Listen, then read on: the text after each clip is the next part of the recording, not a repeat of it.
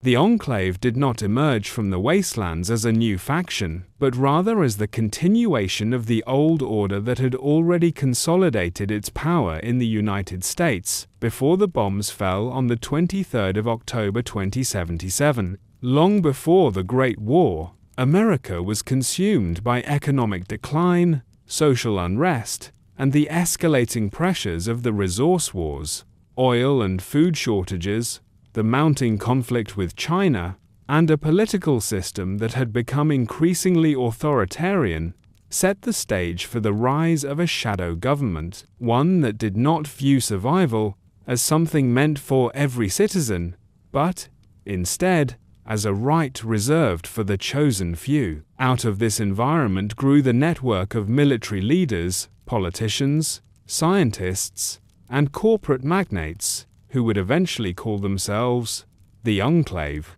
They saw themselves as the inheritors of the United States, not because of elections or democratic legitimacy, but because they had the wealth, the connections, and the foresight to build a system of survival that would outlast the devastation. The philosophy that defined them was rooted in American exceptionalism, twisted into an elitist doctrine that held that the preservation of the nation meant the preservation of its most powerful, most loyal, and in their eyes, most genetically pure citizens. The United States had already begun investing enormous resources into continuity of government projects, secret facilities, underground bunkers, and offshore strongholds that were not meant for the general public, but for those considered indispensable to national security. The definition of indispensability conveniently included not only high-ranking officials and generals, but also corporate partners whose industries were tied to the military. Vault-Tec was a central pillar in this arrangement, selling the illusion of safety to the public through its Vault program, while in reality, partnering with the government to use those facilities as laboratories for social and scientific experiments.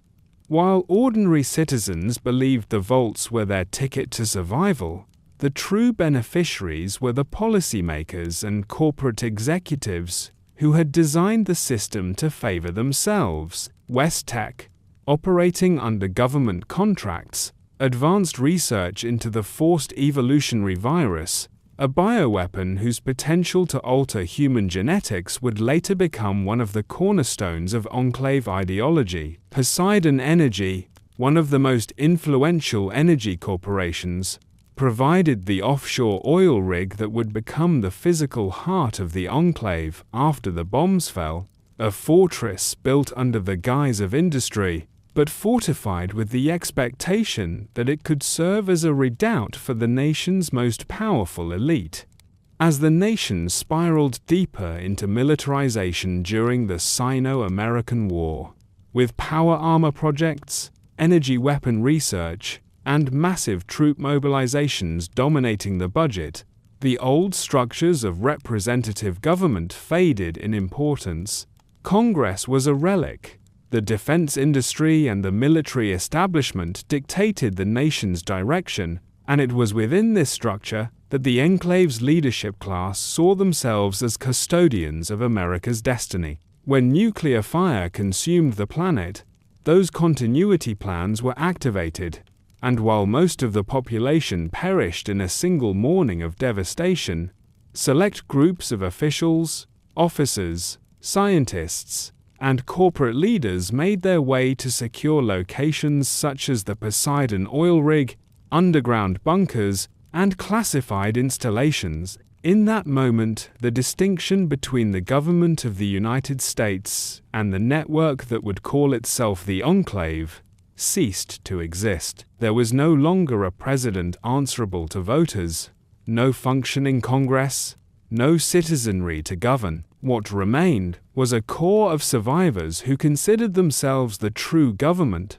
by virtue of survival, lineage, and access to resources.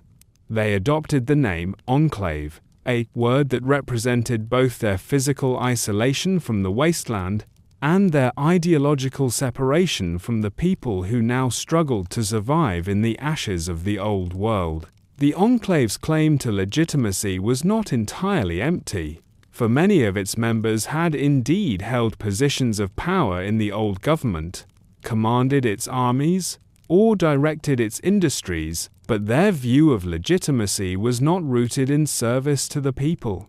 Instead, it was rooted in the belief that survival itself conferred authority, that they were America because they were the ones who endured. This belief fed into their growing obsession with genetic purity, an obsession that had roots in the pre-war government's disdain for foreign nations and expendable populations, but which became sharper after the bombs, when radiation and mutation began reshaping the world. Though ghouls, supermutants, and other wasteland denizens had not yet emerged in the immediate aftermath of the war, the Enclave already believed that only the untainted bloodlines of the pre-war elite could truly inherit the future. They did not see themselves as a new faction, but as the rightful continuation of the United States, the last and only guardians of its destiny. This is why their later propaganda so often emphasized their role as America's government rather than as a separatist group. From their perspective, the Wastelanders were not citizens who had lost their government, but outsiders who had no claim to the legacy of the United States at all. The Brotherhood of Steel, which also survived the Great War, rejected the politics of the Old World and built a new society on its own values. But the Enclave clung to the idea that they were not simply another player in the fractured wasteland, but the lawful rulers of it all. Their structure, their secrecy, and their confidence all emerged directly from the pre-war United States and its interlocking web of militarism and corporate power. They were not born of desperation, but of planning, not of chaos, but of design.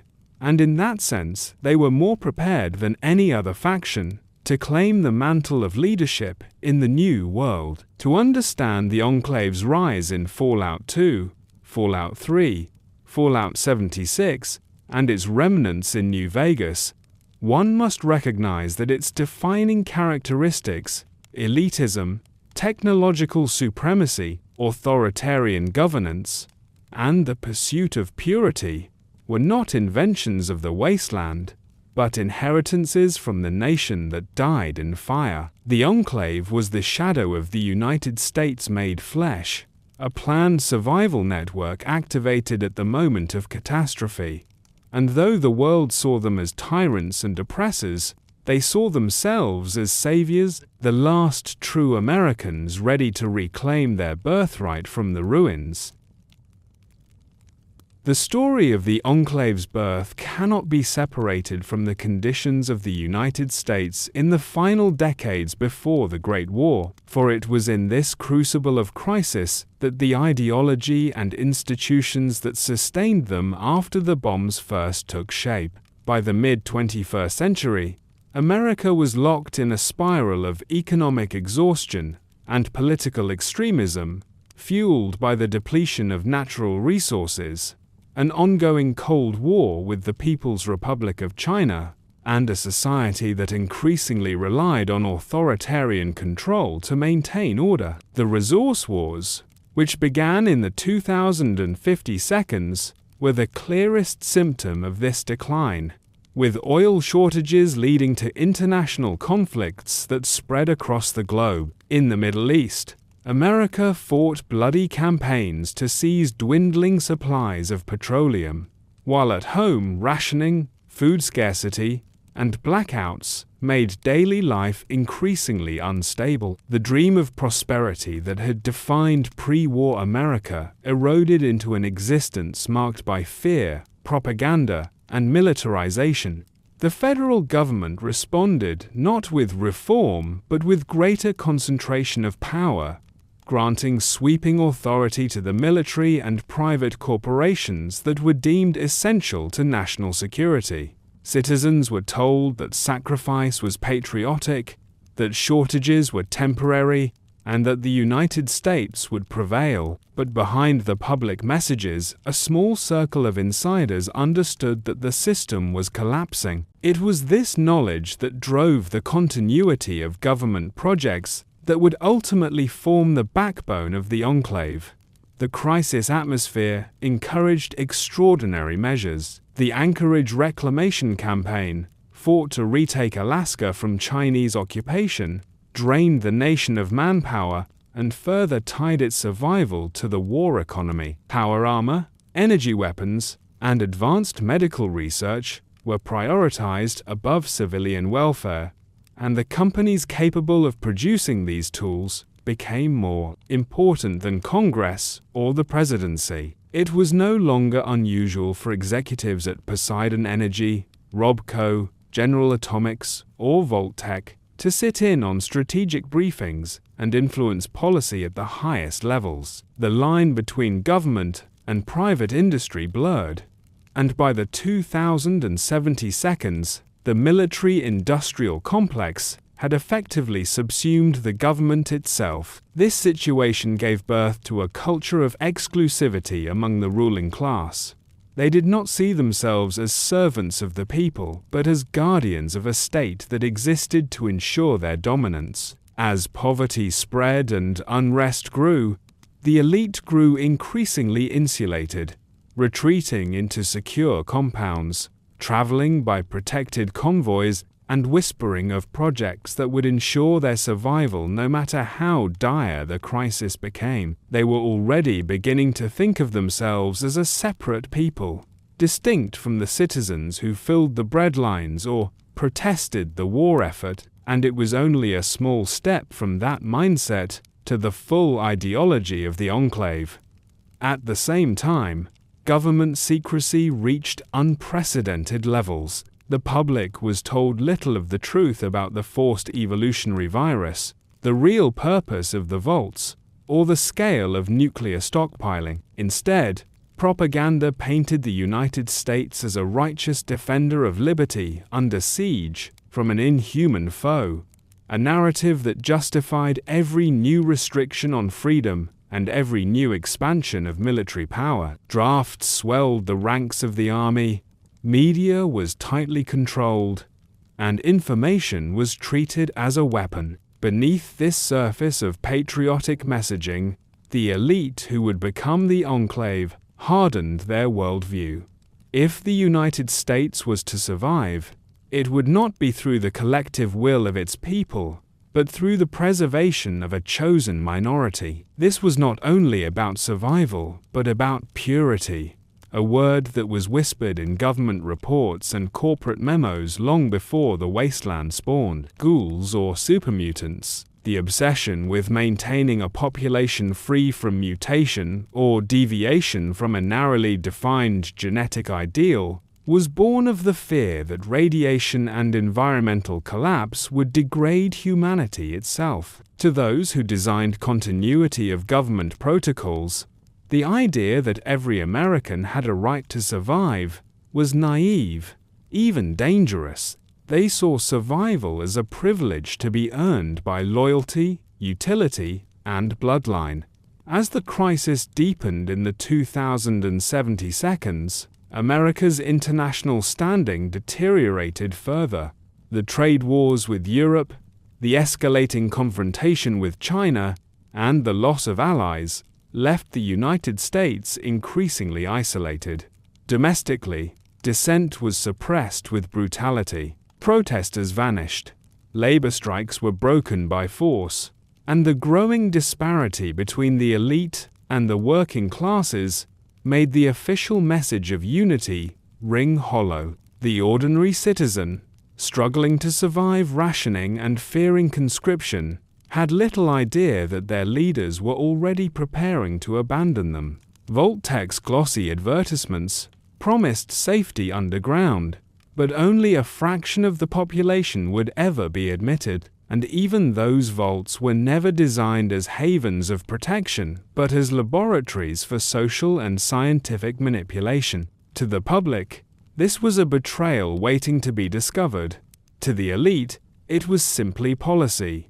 The survival of the nation did not mean the survival of its people. It was within this environment of secrecy, authoritarianism, and self-preservation that the Enclave took form. Though it had no name before the bombs, its members recognized one another through their positions of power, their access to resources, and their shared understanding that the United States, as it had once existed, was doomed. They were generals, senators, CEOs, researchers, and administrators who began to think of themselves not as temporary stewards, but as the rightful heirs to the country's destiny.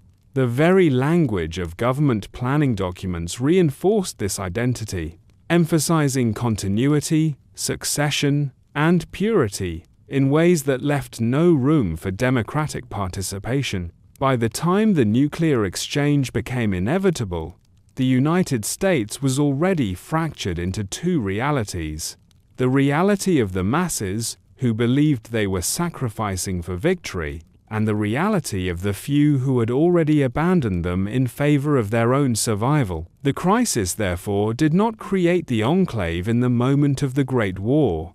It had already gestated in the decades before, nurtured by corruption, militarization, and a sense of entitlement among the elite. The bombs merely sealed the divide, burning away any illusions of unity and leaving only the raw survivalism of those who had planned ahead. In the wasteland that followed, the Enclave would present itself as the legitimate government of the United States, and while this claim seemed delusional to the scattered survivors of the apocalypse, it had deep roots in the crisis years before the war. To those who carried the title, legitimacy was not a matter of representation but of inheritance, not a duty to the people but a birthright secured by power, secrecy, and foresight. They believed they had endured the darkest hours of America not as cowards or conspirators, but as patriots fulfilling their destiny. And it was that belief, forged in the pre-war crisis, that would guide every action they took when they finally revealed themselves to the wasteland. When the bombs fell on the 23rd of October 2077, the careful preparations of America's hidden elite were tested in the most violent and decisive moment in human history. And it was in those few hours that the United States government, as the common people knew it, ceased to exist, while the organization that would become the Enclave was born in its truest form. The Great War lasted only 2 hours, a global exchange of nuclear fire that obliterated cities, poisoned the land, and annihilated most of the population. But for the men and women who had anticipated this scenario for decades, it was the culmination of every continuity plan, every classified drill, and every secret appropriation of funds. On that morning, evacuation orders were transmitted through secure channels, not to the general population, but to those select individuals already marked for survival: high-ranking government officials, military officers, scientists, and corporate partners with access to the deepest bunkers and most secure outposts, while ordinary Americans huddled in vain, seeking entry into vaults or praying for safety. The chosen few were already en route to their shelters, escorted by soldiers, protected by technology, and aware that their survival meant the death of millions who would never be saved.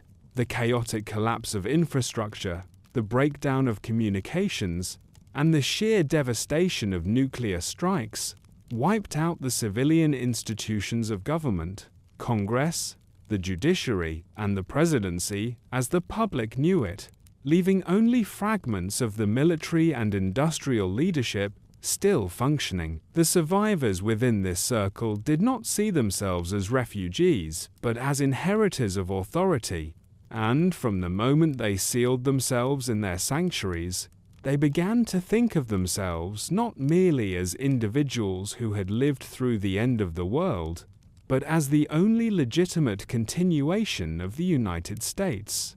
One of the most important of these sanctuaries was the Poseidon Oil Rig, an offshore facility originally designed for energy production, but heavily fortified in the last years of the resource wars. Unlike the vaults, which were spread across the continental United States and filled with unwitting civilians subjected to social experiments, the oil rig had been intentionally prepared to function as a command center for the elite.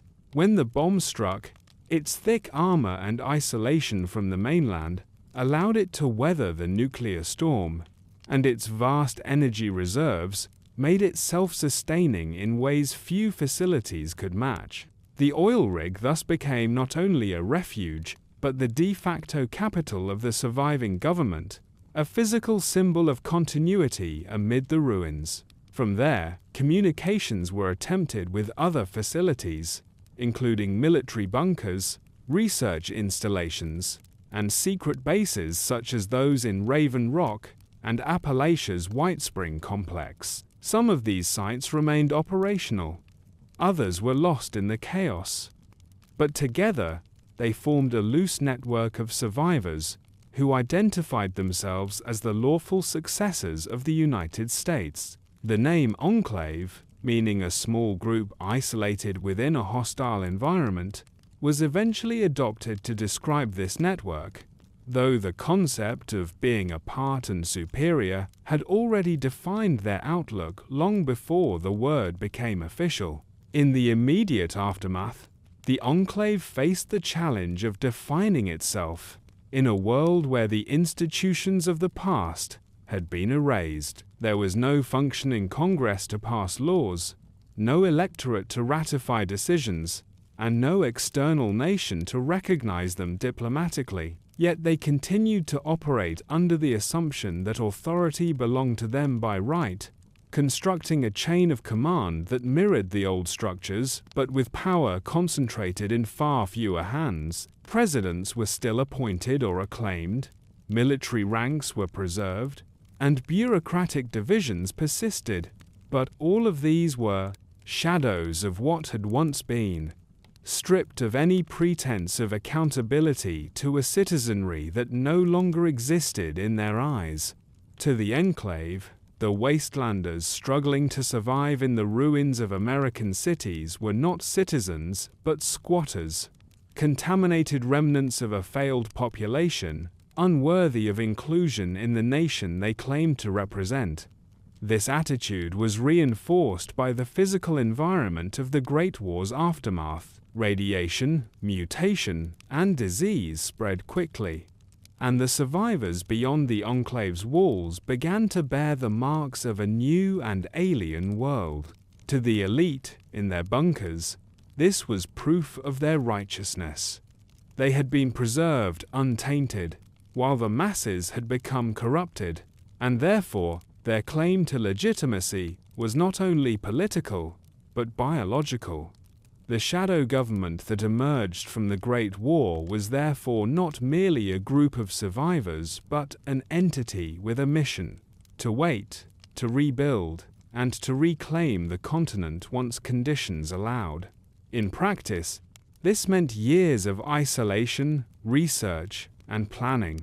Scientists continued experiments on the forced evolutionary virus, convinced that it could be refined into a tool to enforce genetic purity. Engineers developed improvements in power armor and energy weaponry, believing that military dominance would one day allow them to subjugate or exterminate the mutated populations outside. Leaders crafted propaganda that would, when the time came, justify their claim as America's last and only government. Their survival became their mandate, their technological edge became their proof, and their hatred of the wasteland became their fuel. Where other survivors sought only to live, the Enclave sought to rule. It is telling that in these early years, the Enclave did not attempt outreach to the scattered communities of humans struggling in the ruins of the old world. They did not send aid to vaults, did not establish trade with settlements, did not attempt to restore civil government for the general population. Their entire focus was inward, centered on ensuring that their chosen community remained strong, healthy, and uncontaminated. This insularity was the defining trait of a shadow government that had ceased to think of itself as accountable to the people. If they would one day reveal themselves, it would not be as partners or liberators, but as conquerors, bringing order back to a land they considered theirs by inheritance. The Great War had annihilated the institutions of democracy, but the Enclave had no interest in reviving them.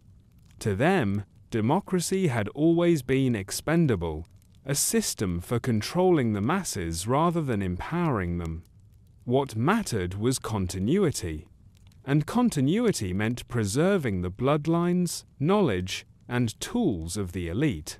In the silence that followed the Great War's firestorms, as radiation settled and skies darkened, the Enclave thus solidified into an identity that was at once practical and ideological. Practically, it was a network of surviving officials and facilities with the technology and resources to endure. Ideologically, it was a claim that America had not died, that it lived on in them alone, and that when the time was right, they would emerge to reclaim their dominion. The Wastelanders would see them as a new faction appearing from nowhere. But, in truth, they were the last shadow of the old world, a government without a people, a flag without a nation, clinging to the belief that survival itself granted them the right to rule. This self-image would guide their actions for centuries, and it began not in the wasteland but in the fire of the Great War, when those who had planned for apocalypse stepped into the shadows and declared themselves the true United States. In the decades that followed the Great War, the Enclave's survival strategy hardened into a way of life. For while the bombs had ended civilization in a matter of hours, the process of rebuilding and asserting control would stretch across generations, and the men and women who had sealed themselves away in bunkers, oil rigs, and fortified complexes were determined to emerge not as survivors among equals, but as rulers above subjects. On the Poseidon oil rig, which became their de facto capital, the surviving leadership established a highly regimented society built around strict hierarchies, absolute loyalty, and a vision of America that excluded all who had not been preserved within their walls. The rig's location off the coast of California shielded it from the worst of the radiation that blanketed the mainland, and its reserves of oil and advanced technology provided the infrastructure to sustain a community indefinitely. Here, the Enclave perfected a culture of insularity and suspicion, convinced that the wasteland was irreparably tainted, and that its inhabitants, even those who might appear healthy, carried the mark of corruption. They lived in sterile conditions, maintained by rigorous health checks and technological safeguards, while scientists worked constantly to refine detection methods for mutations and to further weaponize the forced evolutionary virus as a means of enforcing genetic purity when the time came to retake the continent. Life on the oil rig and in other hidden bases was one of order and discipline, for the Enclave believed that only through rigid control could they preserve their superiority. Families were encouraged to intermarry within approved lines. Education was steeped in the propaganda of American exceptionalism, and the military was exalted as the backbone of society. Children were taught from birth that they were the last true Americans, the heirs to a nation that had been stolen from them by foreign enemies and destroyed by the weakness of ordinary citizens, and that one day they would march back to the mainland to reclaim their inheritance. This generational indoctrination ensured that the passage of time did not erode their sense of purpose. Even as decades became centuries, the Enclave continued to see themselves not as an isolated survivalist group, but as a government in exile. waiting for the right moment to reveal itself. Their interaction with the outside world during this period was minimal and always driven by exploitation. Enclave patrols ventured onto the mainland, not to aid, but to gather intelligence, seize resources, and abduct test subjects for experimentation. Wastelanders who encountered them rarely survived to tell the tale, and those who did spoke of soldiers clad in advanced armor, wielding weapons far beyond the capabilities of the scattered communities that dotted California. To the Enclave, these people were not fellow Americans, but obstacles or raw material, their bodies useful for scientific study, their settlements potential test sites for weapons. The wasteland, to them, was a contaminated laboratory in which they could refine their methods before unleashing their true plan of reclamation. This disdain for the outside world only deepened as supermutants, ghouls, and raiders emerged from the chaos, confirming in the Enclave's eyes that life beyond their walls had devolved into monstrous aberration. Where others might have seen tragedy, they saw justification for their exclusivity. In hidden installations beyond the oil rig, such as Navarro in Northern California and the remnants of military research bases across the continent, Enclave scientists and soldiers carried out the work of preparing for the future. Navarro in particular became a key outpost, a heavily fortified base disguised as an ordinary military installation, but equipped with advanced technology, vertibird hangars, and laboratories. Its presence allowed the Enclave to expand its reach onto the mainland without exposing the oil rig, and it became both a training ground for new generations of soldiers and a staging point for experiments on the populations of the wasteland. To the scattered communities of the region, Navarro was a mystery, whispered about in rumors of soldiers with strange machines, a ghost base that existed half in shadow, but for the Enclave, it was the front line of their long-term strategy. Over time, their technological superiority became the cornerstone of their identity. While the Brotherhood of Steel also preserved and hoarded technology from the old world, the Enclave possessed designs and capabilities that were never available to the Brotherhood in the first place. Their advancements in power armor, such as the development of the advanced power armor Mark I and Mark II, set their soldiers apart as nearly invincible on the battlefield.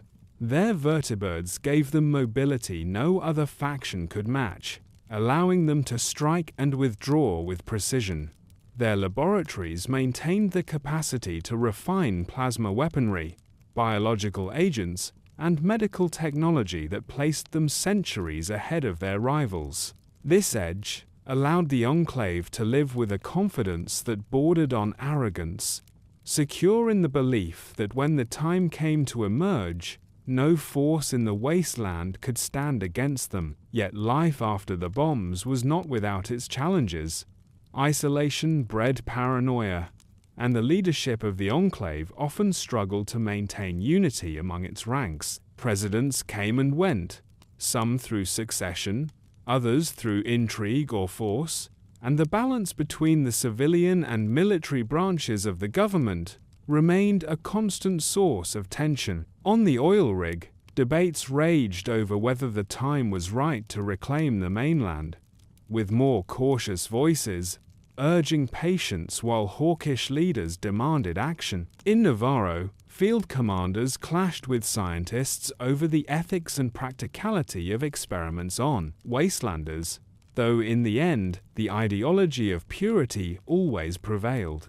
Still, the very fact that the Enclave endured through these disputes shows the strength of the structures they had preserved from the pre-war government, structures that allowed them to survive as a coherent entity, while the rest of the world fractured into tribes and warbands. For the wastelanders who occasionally caught glimpses of the Enclave, life after the bombs was marked by terror. To stumble upon a patrol, to be taken for experimentation, or even to see a vertibird crossing the skies was a reminder that there were forces at work beyond the comprehension of ordinary survivors.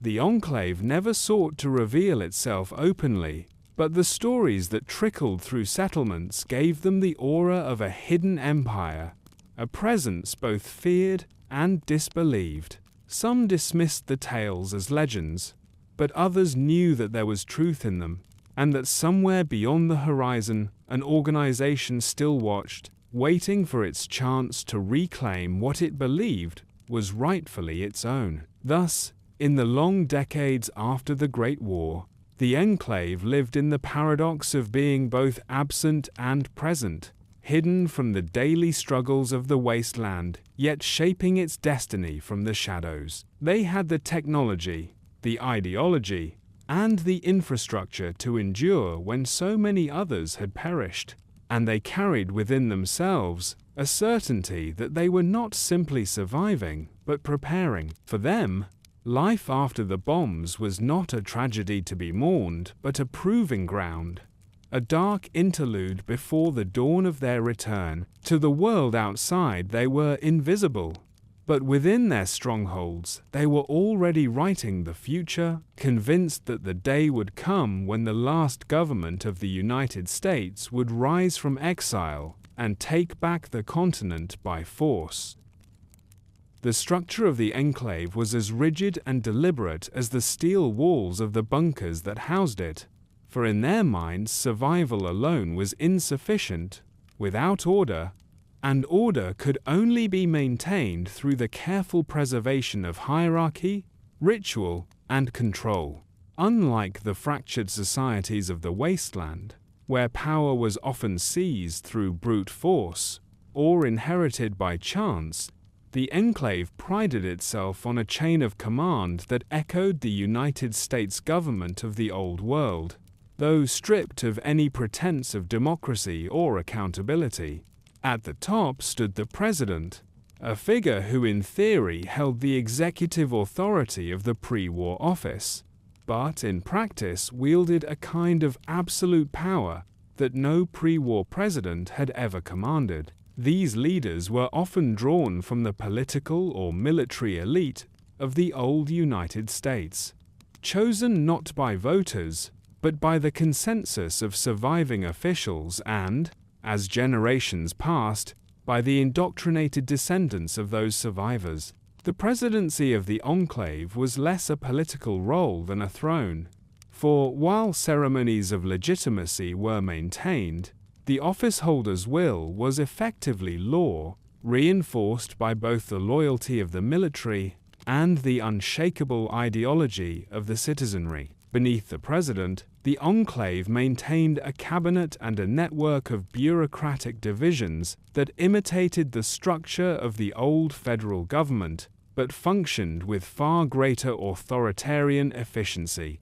There were departments of defense, science, health, and resource management, each staffed by specialists, drawn from the pool of survivors and their descendants, each answerable ultimately to the president's directives. These departments served not as instruments of public service but as mechanisms of control, ensuring that every aspect of Enclave life was regulated, monitored, and optimized for the survival of the chosen few. Civil liberties, which had been a hallmark of pre-war America, were absent.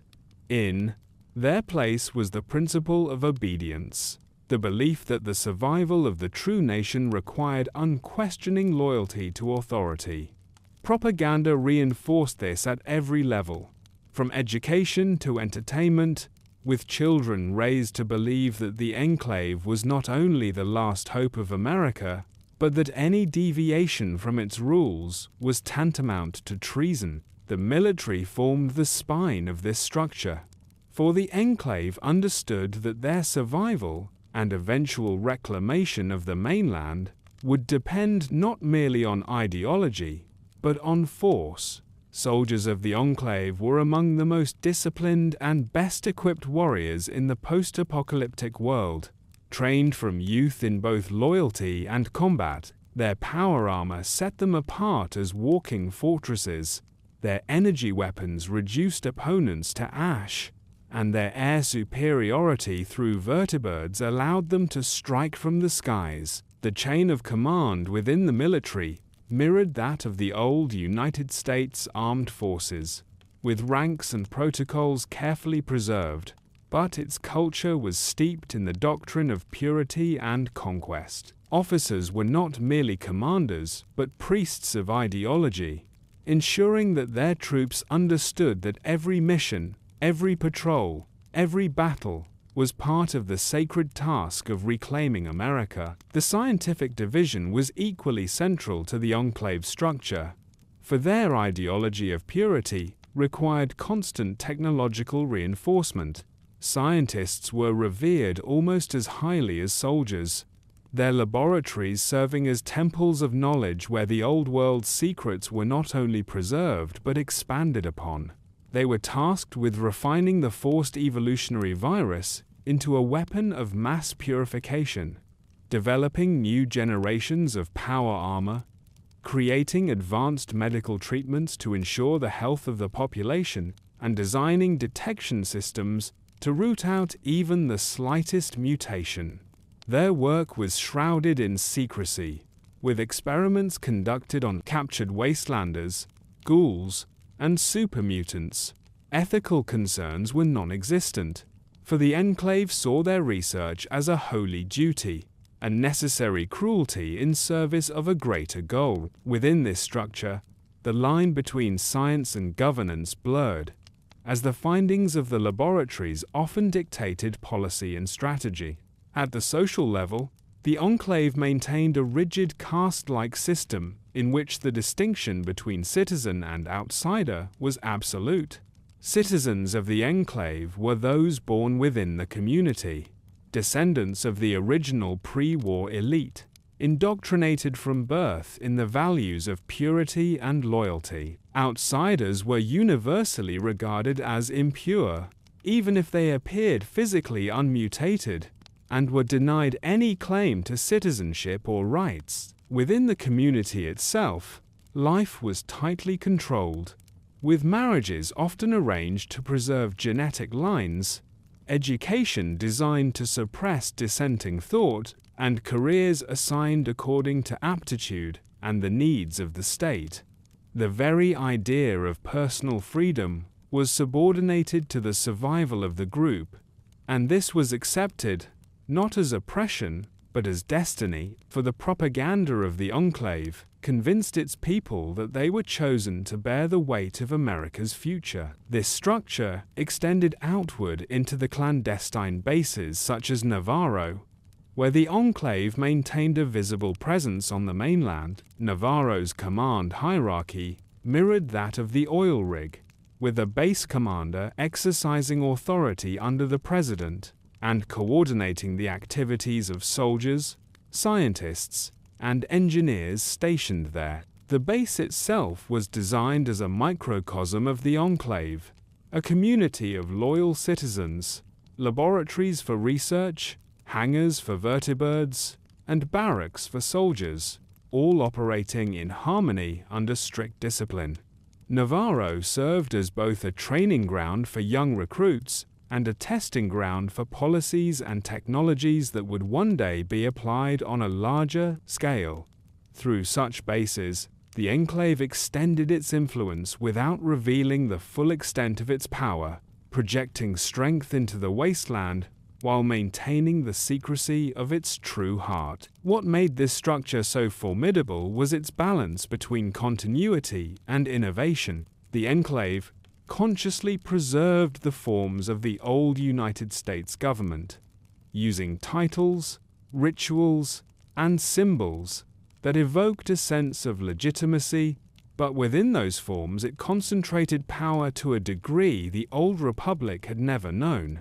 Where pre-war America had been paralyzed by politics and public opinion, the Enclave was streamlined, authoritarian, and singular in purpose. Every office, every soldier, every scientist existed to serve the collective mission of survival and reclamation, and this unity made them more dangerous than any raider gang or tribal confederation. Their structure was not only a tool of governance, but a weapon, a machine designed to endure the centuries until the wasteland was weak enough to be conquered and remade. And so the Enclave structure became both its strength and its prison. For in preserving the forms of the old world, they ensured their survival, but in concentrating power and ideology so completely, they also ensured that they could never evolve beyond their founding vision. They were a government without a people, a military without a nation, a scientific institution without ethics, and yet within their own walls this contradiction did not matter, for the citizens of the Enclave did not question their place. They lived, worked, and died within a system that promised them eventual triumph. A structure that had withstood the end of the world and would, in their minds, one day rebuild it in their image.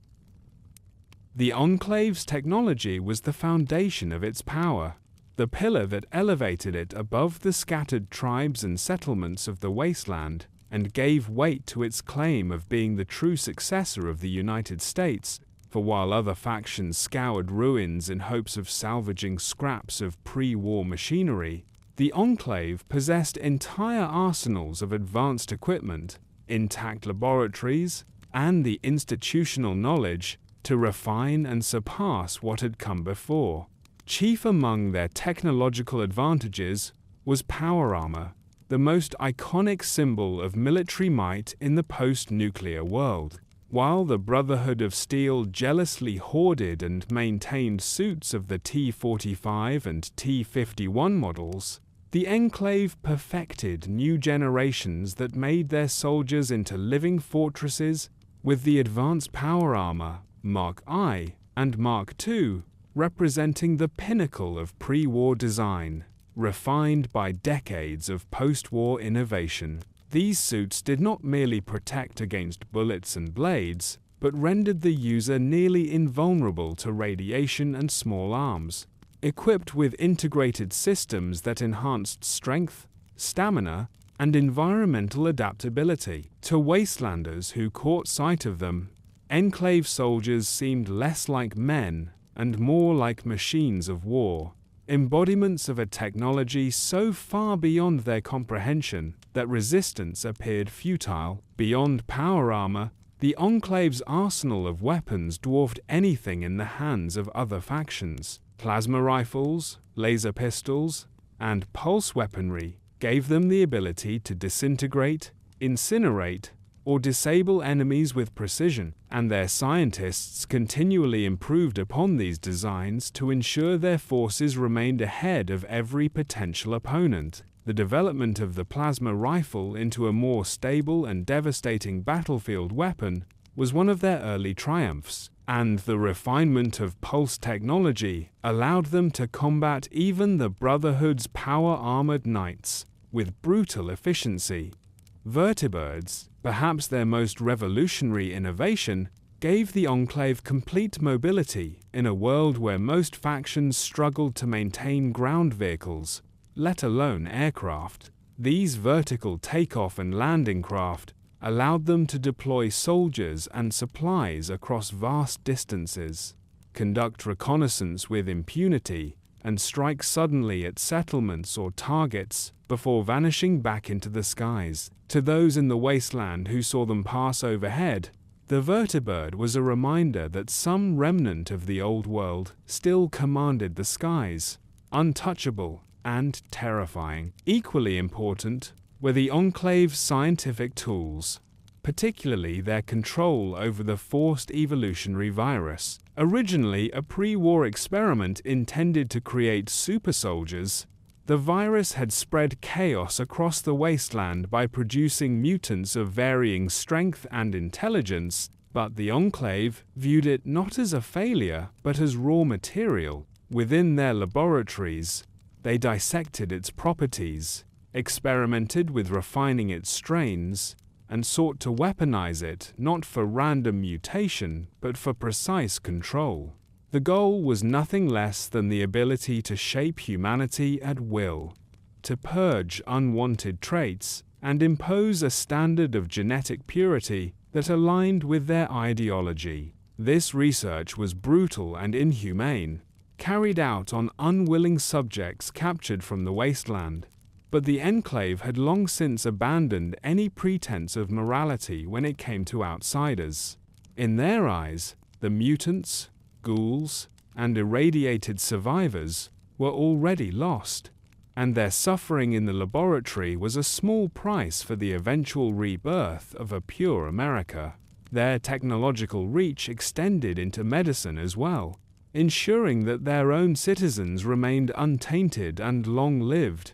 In comparison to the struggling populations of the wasteland, advanced medical facilities on the Oil Rig and in Navarro provided treatments for radiation exposure, genetic screening to prevent mutation, and surgical interventions that were far beyond the capabilities of even the most advanced wasteland doctors. These tools ensured that the Enclave remained a closed loop of genetic purity, a self-sustaining community where illness and deformity were nearly non-existent. In a world where the average settler fought disease with crude remedies and prayed to survive childbirth, the Enclave citizens lived in a sterile, carefully maintained bubble of health that reinforced their belief in superiority. The technology was not merely practical but ideological, proof that they were chosen, that their destiny was reinforced by the very fact that they could live so differently from the mutant masses beyond their walls.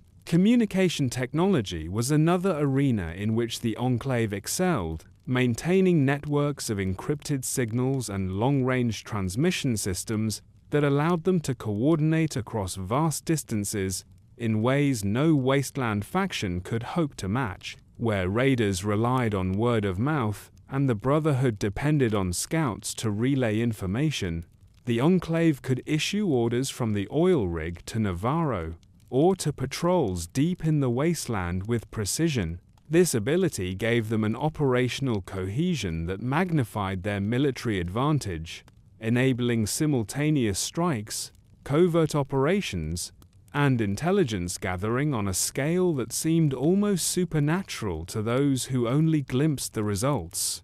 Their sensors and detection systems further enhanced this capability, allowing them to identify mutations, track radiation, and survey terrain with technology that made the wasteland transparent before them. To the Enclave, the wasteland was not a wilderness to be feared, but a landscape to be mapped, studied, and eventually dominated. Yet their greatest technological weapon was not a device or a machine, but the application of ideology through science, for every laboratory and every piece of equipment was bent toward the singular goal of enforcing purity. Their research into toxins, pathogens, and airborne dispersal systems culminated in weapons designed to eliminate not just enemies on the battlefield, but entire populations. One of their most infamous plans involved the development of a modified version of the forced evolutionary virus that could be released into the atmosphere to exterminate all mutated life, leaving only the genetically pure Enclave untouched. This was not science for survival, but science for annihilation, a genocidal project that revealed the true extent of their technological ambition. To outsiders, such a plan would seem monstrous, but within the Enclave it was embraced as destiny, the culmination of decades of research and the ultimate expression of their role as America's saviors. The technological gulf between the Enclave and the wasteland was so vast that it shaped every interaction. For while settlers might see the Brotherhood of Steel as technological overlords, the Enclave existed on an entirely different level. They did not scavenge, but refined, did not repair, but created anew, and their access to pre-war blueprints and continuity programs gave them knowledge that no other faction could replicate. This superiority fostered arrogance, but it also gave them genuine confidence, for they knew that when they chose to emerge, their power armor, vertibirds, plasma weapons, and genetic purifiers would sweep aside the crude defenses of any who resisted. Technology was not only their tool, but their identity, the proof that they alone carried forward the torch of civilization, and the promise that one day they would use it to burn away the chaos of the wasteland. And so the Enclave's technology was more than machines and weapons. It was the very embodiment of their ideology, a manifestation of their belief that survival was not enough without control, that purity could only be achieved through mastery, and that America's rebirth would come not through cooperation with the wasteland, but through its eradication. In their laboratories, hangars, and armories, they held the future of the continent in their hands, waiting for the moment to unleash it. To the wastelanders, their technology was a terror glimpsed in flashes of green plasma and shadows cast by vertibirds across the ruined earth. But to the Enclave, it was destiny made manifest, the proof that they were not survivors clinging to life, but rulers preparing to reclaim their throne. The ideology of the Enclave was the beating heart of its existence, a worldview so absolute and uncompromising that it became both the glue that held the community together and the justification for every atrocity they would eventually commit, for in their minds they were not merely another faction among many, but the sole heirs to the United States, the last true Americans destined to cleanse and reclaim their nation from the ruin left by nuclear fire. At its core, this ideology was built upon three intertwined beliefs: the sanctity of genetic purity, the divine legitimacy of authority, and the inevitability of conquest. The sanctity of purity was the foundation, born out of the fear and loathing the survivors of the old elite felt when they looked beyond their walls and saw what the wasteland had become. The bombs had reduced cities to ash, twisted men into ghouls, and birthed monstrosities like supermutants and deathclaws. And to the Enclave, these were not tragic victims of war, but evidence of contamination, living proof that the outside world was no longer human. Even those who appeared normal were seen as tainted by radiation, their bloodlines corrupted by exposure, their descendants irreparably flawed. Against this backdrop, the Enclave defined themselves as uncorrupted, preserved in sterile environments, tested and monitored for the slightest mutation, their continuity with the pre-war past, making them not just survivors, but custodians of humanity's last pure stock. Purity, thus, became a sacred concept, and every action they took, whether it was scientific research, military patrols, or propaganda, was justified as part of the greater task of protecting and extending this purity. The second pillar of their ideology, the divine legitimacy of authority, flowed naturally from the circumstances of their survival. Unlike the wastelanders who struggled in anarchy, the Enclave had preserved the forms of government, the titles, and the hierarchy of the old United States, and in so doing they convinced themselves that their authority was not merely a matter of survival, but of destiny. To them, the presidency of the Enclave was the continuation of the presidency of the United States, a sacred chain unbroken by nuclear war, and the officials who served under it were the last legitimate leaders of a nation that otherwise no longer existed. Democracy, however, was no longer part of this vision. Where pre-war presidents had been elected by the people, the Enclave's leaders were chosen internally, selected from among those already deemed pure and loyal, their authority deriving not from consent, but from survival itself. To the Enclave, this was not a flaw, but an improvement, for they believed that the weakness of democracy had led to the resource wars, the failure to prevent nuclear apocalypse, and the squandering of America's greatness.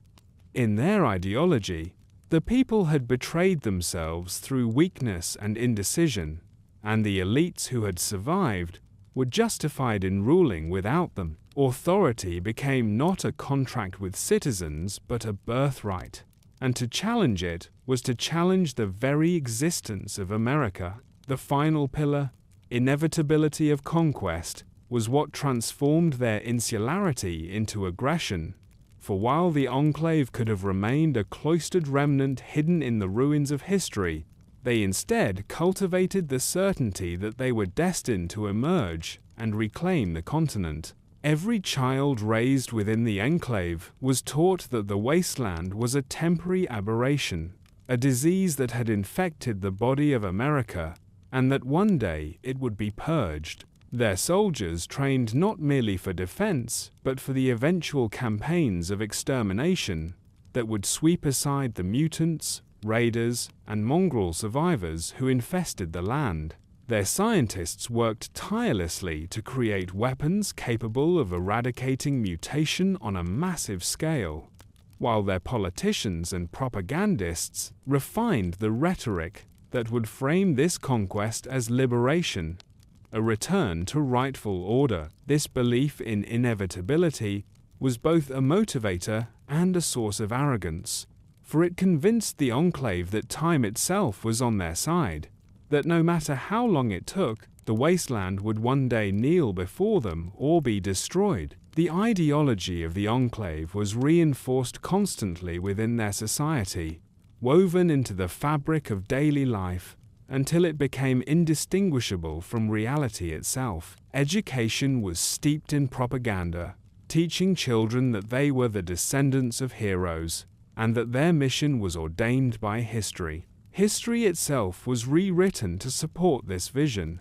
with pre-war America portrayed not as a nation of diverse peoples and conflicting ideas, but as a unified, pure entity betrayed by weakness and external threats. Symbols of the old United States, its flag, its seal, its anthem, were preserved and exalted, transformed into icons of a lost paradise that only the Enclave could restore. Every ceremony, every speech, every order issued by their leaders reinforced the narrative that the Enclave was not merely surviving, but carrying out a sacred trust, and that any sacrifice was justified in service of the mission. This ideological rigidity created a society that was both cohesive and brittle. For within the walls of the Enclave there was little dissent, but outside those walls, the reality of the wasteland was far more complex than their propaganda allowed. The wastelanders they despised were not uniformly mutated or monstrous. Many were ordinary men and women, struggling to rebuild lives in the shadow of apocalypse. Yet the Enclave could not acknowledge this without undermining their ideology, and so they doubled down, labeling all outsiders as mutants and treating them accordingly. This blindness would ultimately prove a weakness, for it alienated them from potential allies and ensured that their interactions with the wider world were defined by conflict. But within their society, it was a strength, for it bound their citizens to one another with unbreakable loyalty, a shared belief that they were unique, chosen, and destined to rule. And so the ideology of the Enclave was not merely a set of beliefs, but a lens through which they interpreted the world, a justification for their survival, their hierarchy, and their violence. Purity, authority, and conquest were not abstract concepts but daily realities, shaping everything from the way a soldier strapped into his power armor to the way a scientist dissected a wastelander in a lab. It was an ideology born of fear, hardened by isolation, and sustained by arrogance. And it made the Enclave not just another faction in the wasteland, but a force that saw itself as the only legitimate nation on Earth. To outsiders, it was monstrous. To insiders, it was destiny. and in the centuries after the bombs fell, it would drive them again and again to emerge from the shadows, seeking to impose their vision of America on a world that no longer recognized it. The Poseidon oil rig, known within Enclave circles simply as the rig, was not only their birthplace, but also the beating heart of their operations for more than a century after the Great War, a colossal structure rising from the waves of the Pacific Ocean, shielded from the devastation that consumed the mainland, and transformed into a fortress where the last remnants of the old American government clung to power. Before the bombs fell, the rig had been constructed as part of Poseidon Energy's massive offshore drilling projects, designed to harvest crude oil from beneath the ocean floor to fuel the insatiable demand of a world spiraling toward collapse. When the resource wars reached their peak and conflict between nations grew desperate, the United States government seized the rig and retooled it into a strategic military asset, heavily fortifying it and assigning it to the control of government loyalists and military forces who were sworn to protect the lifeblood of the American war machine. The timing of this seizure was decisive, for when the bombs rained down, the mainland was reduced to ash and ruin, but the oil rig, isolated, self-sufficient, and shielded from the direct strikes that annihilated the cities, endured. Those aboard, government officials, military officers, scientists, and their families, survived the end of the world, and in time they would forge their survival into a narrative of legitimacy, claiming that they alone were the unbroken chain of the United States of America. The rig's geography was crucial to the Enclave's survival, for its distance from the mainland meant that radiation, raiders, and the chaos of the wasteland could not touch it, while its immense size allowed it to function as both a city and a fortress. Towers of steel rose above the waves, housing administrative centers, laboratories, barracks, hangars, and living quarters, all connected by a labyrinth of platforms and corridors that gave the Enclave both vertical dominance and horizontal sprawl. Beneath the surface, deep storage facilities and power generators ensured that the rig could remain operational indefinitely, its reactors fueled by pre-war reserves, and its systems maintained by the meticulous care of Enclave engineers. The oil rig thus became a paradox, a relic of the pre-war world that was simultaneously archaic in its design and cutting-edge in its adaptation, a place where life continued as though the apocalypse had never happened, at least for those deemed worthy to reside within its walls. Life aboard the rig was one of rigid order and tightly controlled resources. Families lived in compartmentalized quarters that, while more comfortable than the wasteland's hovels, were still defined by austerity, their size and quality determined by rank and contribution to the Enclave. Scientists enjoyed spacious labs with access to preserved pre-war equipment, while soldiers drilled in facilities designed to replicate the conditions they might one day encounter on the mainland. Children were schooled not only in mathematics, science, and history, but in the Enclave's ideology, their lessons reinforced by the ever-present propaganda that proclaimed them the last true Americans. The rig itself became a microcosm of the Enclave's worldview, insulated, pure, efficient, and intolerant of deviation. Every corridor echoed with the rhythm of boots on steel, every broadcast with the voice of authority, and every citizen knew their place in the hierarchy that kept the rig functioning. Strategically, the oil rig gave the Enclave a base of operations unlike any other in the wasteland. From its hangars, vertibirds could launch reconnaissance missions to the mainland, raiding settlements for resources, or capturing test subjects, while always retreating to the safety of the sea. Its laboratories allowed scientists to continue experiments begun before the bombs fell, from genetic research to advanced weapons development, ensuring that the Enclave maintained a technological edge over every other faction.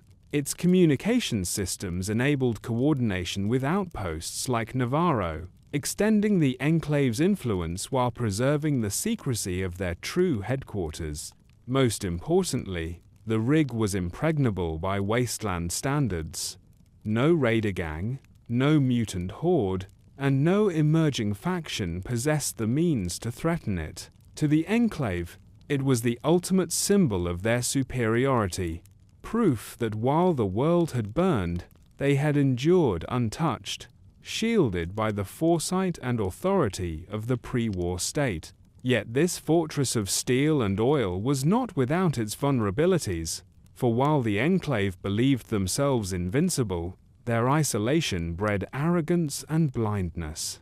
Their detachment from the mainland meant that their understanding of the wasteland was filtered through ideology and limited reconnaissance, leaving them unprepared for the complexity and resilience of the people they dismissed as mutants. Their reliance on the rig also created a single point of failure. For if the fortress were ever compromised, the entire foundation of their power could collapse in an instant. This vulnerability became reality in 2242, when the Chosen One, guided by Arroyo's desperate need to save their people from the Enclave's genocidal FEV virus project, infiltrated the rig. Despite its fortifications, its guards, and its vast arsenal, the oil rig proved vulnerable to determination, cunning, and the aid of unlikely allies, such as the remnants of the Brotherhood of Steel, and even former Enclave personnel disillusioned with their leaders. The destruction of the Poseidon oil rig in a massive explosion marked not only the loss of their headquarters but the symbolic shattering of the Enclave's illusion of invincibility, casting them into disarray and forcing them to scatter across the wasteland. In retrospect, the oil rig stands as both the origin and the grave of the Enclave's first great chapter. It was the cradle in which they preserved their ideology of purity, authority, and conquest, nurturing it in steel corridors far from the ruin of the mainland. But it was also the prison of their arrogance, a place that reinforced their belief that they were untouchable, until the moment their fortress fell into the sea. To wastelanders, the rig became legend, a tale of a secret empire beneath the waves that had once threatened the world with extermination, only to be undone by the very wastelanders it sought to destroy. To the Enclave, its memory lingered as both a scar and a rallying cry, a reminder of their vulnerability but also of their destiny.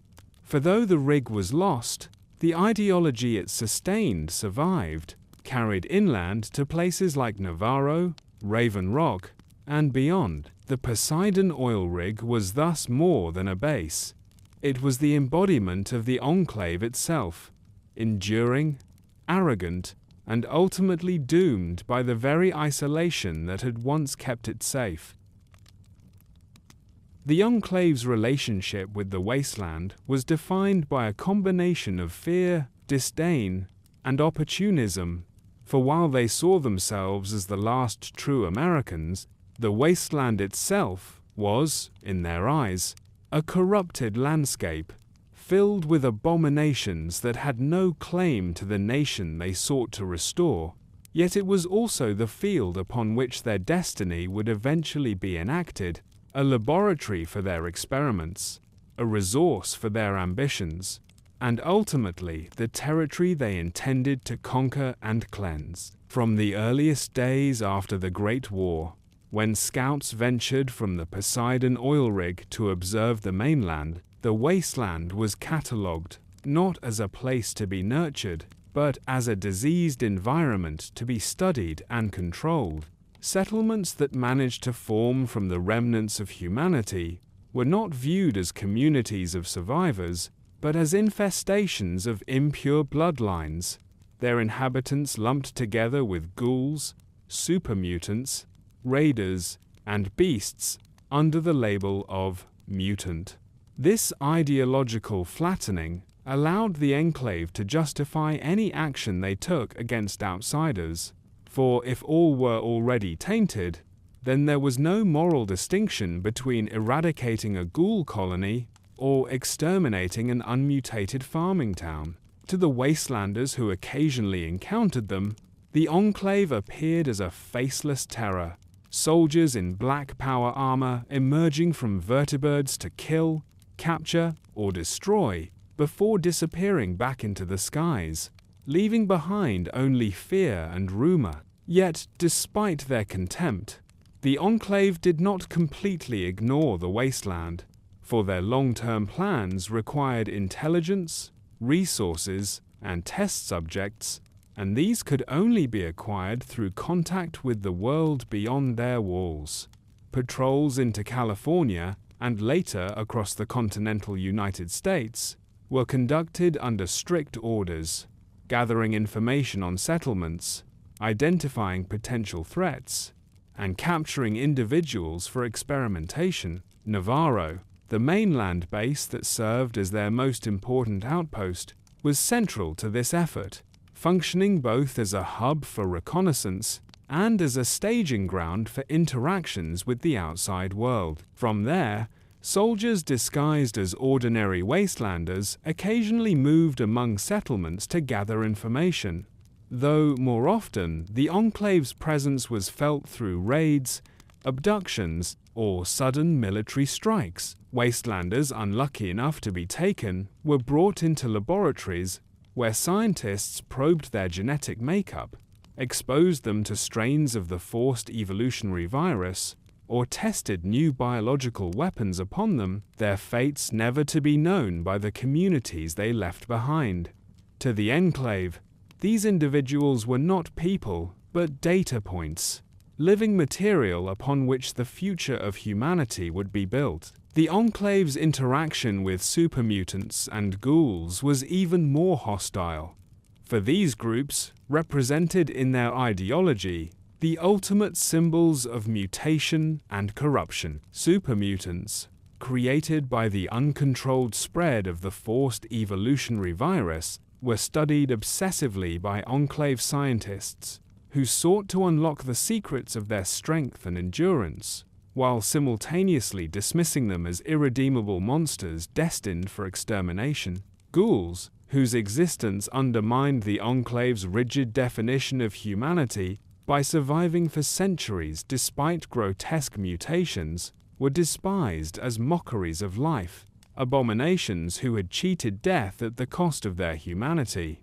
Encounters with either group typically ended in violence, as the Enclave viewed their destruction as both a tactical necessity and an ideological imperative. Raiders and other predatory factions were considered beneath contempt, their chaotic violence reinforcing the Enclave's narrative that only centralized, disciplined authority could restore order to America. Even tribes and settlements that managed to form stable communities were judged as inherently illegitimate, their bloodlines tainted, their existence nothing more than a temporary aberration to be swept away when the Enclave revealed itself in full. Still, the Enclave could not deny the practical reality that the wasteland was where their eventual empire would rise, and so they studied it with a clinical detachment that belied their hatred. Their surveys catalogued the spread of radiation,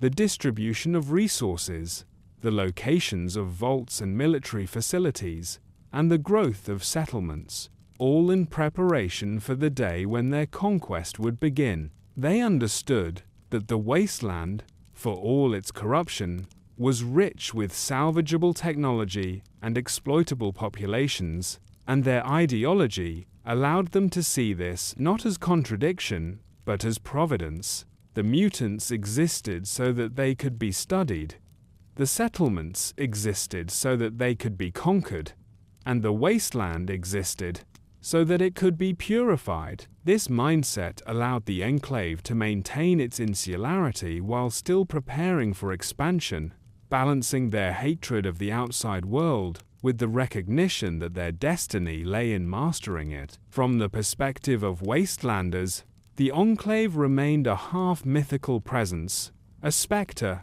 that haunted rumors and whispered stories, tales of men in black armor immune to bullets, of flying machines that rained fire from the sky, and of settlements wiped out overnight circulated among survivors, fueling both fear and disbelief. Some dismissed these stories as exaggerations, the product of superstition, in a land where monsters already roamed, but others knew that something more powerful than raiders or mutants lurked beyond the horizon. This aura of mystery served the Enclave's purposes. For as long as they remained unseen, they could operate with impunity, and the uncertainty surrounding their existence meant that resistance could not organize against them. In this way, their relationship with the wasteland was one of predator and prey, with the Enclave striking when it suited them and retreating into the shadows before their true nature could be revealed. The paradox of this relationship was that the Enclave, for all its claims of being America's rightful government, could never acknowledge the humanity of the wastelanders without undermining its ideology, and yet it was those very wastelanders who populated the land they intended to rule. Their hatred blinded them to the possibility of coexistence, ensuring that any attempt to reveal themselves would be met not with diplomacy but with violence. This paradox would eventually lead to catastrophic confrontations, as the Enclave's attempts to impose its will upon the wasteland were met with resistance from those who, though scattered and divided, refused to accept extermination. But, in the centuries before those battles came to pass, the Enclave's relationship with the wasteland remained one of detached cruelty, a calculated exploitation of resources and bodies paired with an unwavering certainty that all who lived beyond their walls were already doomed. And so the Enclave and the wasteland existed in a state of mutual hostility, one side seeing the other as an aberration to be erased, the other experiencing the Enclave as a phantom menace, too powerful to confront directly. The wasteland shaped the Enclave by reinforcing its sense of superiority and justifying its obsession with purity, while the Enclave shaped the wasteland by instilling fear and leaving scars upon the communities it touched. This toxic relationship was not one of equals, but of predator and victim, and it set the stage for the inevitable collisions that would define the Enclave's place in history, when at last they stepped from the shadows and attempted to impose their vision of America upon a land that no longer recognized it. The expansion of the Enclave from their hidden oil rig into the mainland marked one of the most significant shifts in their history, for it transformed them from a cloistered remnant of pre-war authority into an active presence with ambitions that reached far beyond mere survival, and the establishment of Navarro in Northern California became the symbol of this new phase, a military and logistical hub that allowed the Enclave to extend its reach, refine its strategies, and prepare for the eventual reclamation of America. Navarro was not chosen at random, but was the result of deliberate planning, its location granting access to the remnants of the Old World's military infrastructure, while remaining distant enough from the densest population centers to minimize detection. Built upon and around an old Poseidon energy facility, Navarro was fortified into a hybrid base that combined airfields for vertibird deployment, underground laboratories for experimentation, barracks for troops, and supply depots that allowed the Enclave to project force across vast stretches of the wasteland. Unlike the Poseidon oil rig, which was almost entirely isolated, Navarro was designed to interact with the mainland, both as a point of surveillance and as a staging ground for operations, and this difference signaled the Enclave's growing recognition that their destiny required engagement rather than seclusion. At Navarro, the Enclave concentrated many of their most ambitious projects, from the deployment of advanced power armor to the training of soldiers who would become the spearhead of their eventual campaigns. Navarro's troops were elite by wasteland standards, drilled with discipline and armed with energy weapons that most outsiders could not even imagine, let alone resist. To the Enclave, Navarro was proof that they could carve out secure territory in the heart of a corrupted world, a beachhead from which to begin their reconquest. Vertibirds stationed there allowed rapid transport and devastating raids, making Navarro not merely a base but a symbol of dominance, a reminder that the Enclave could strike anywhere at any time. For scientists, Navarro provided access to the mainland's populations, allowing more consistent abductions of test subjects and more detailed surveys of the wasteland's conditions, from radiation levels to settlement growth. The laboratories there became infamous for the cruelty of their work, where human lives were measured in data points, and the suffering of captives was justified by the larger mission of genetic purification.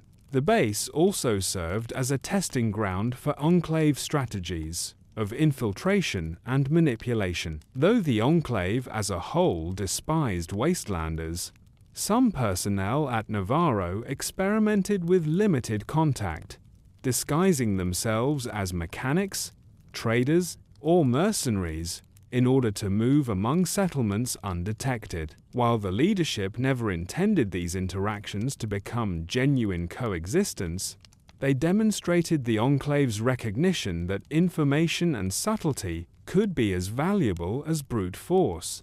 Still, these experiments were rare and often short-lived, for the disdain ingrained in Enclave culture made it nearly impossible for such infiltrators to view outsiders as anything other than inferior specimens to be exploited.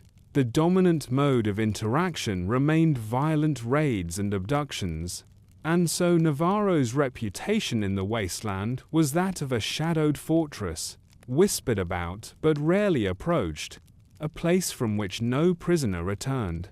Despite its formidable strength, Navarro was not invulnerable, and its existence eventually became known to both the new California Republic and to independent wastelanders who pieced together rumors of a hidden enemy with technology far beyond anything seen since the war. The NCR in particular began to recognize the threat Navarro represented, for while it was not yet engaged in open war with the Enclave, the growing Republic understood that any force claiming to be the true America and possessing such power could not be ignored.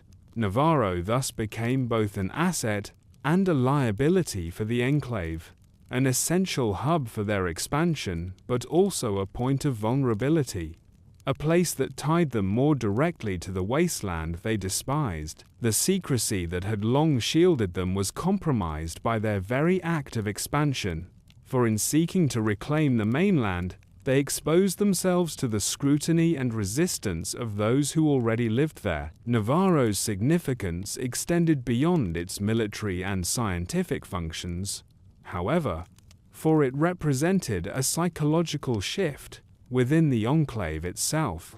The Oil Rig had been a sanctuary, a fortress of isolation where purity could be preserved.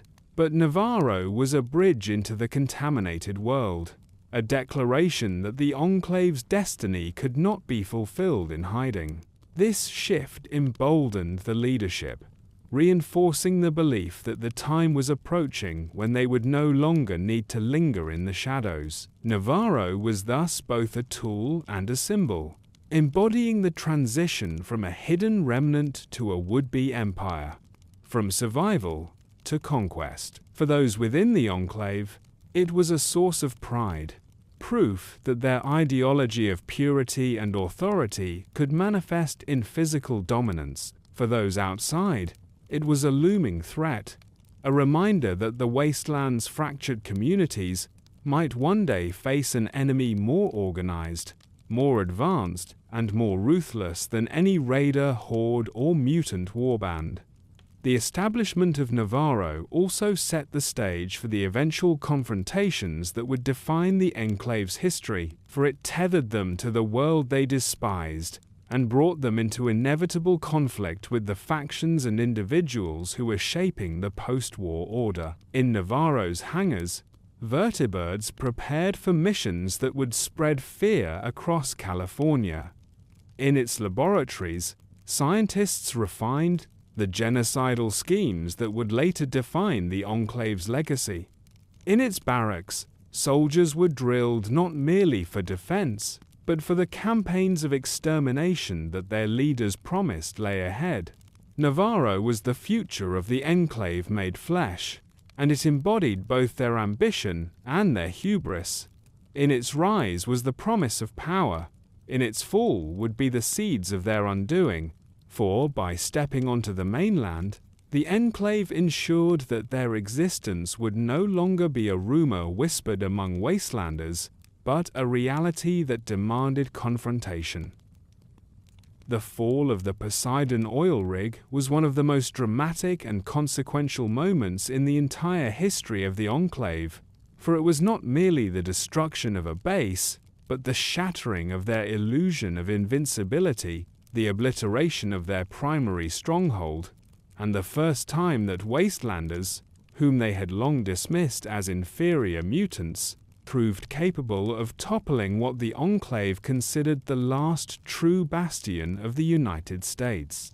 By 2242, the Enclave had fully consolidated its power on the rig, using it as the command center for its most ambitious and horrifying project yet, the mass deployment of a modified strain of the forced evolutionary virus, designed not to create super mutants as earlier versions had done, but to wipe out all human beings who carried the faintest trace of mutation in their genetic code. In the eyes of the Enclave's leadership, this plan was the culmination of their ideology, the means by which they would cleanse the continent of its impure survivors and emerge as the sole inheritors of America, but to the rest of the wasteland, it was nothing less than genocidal madness.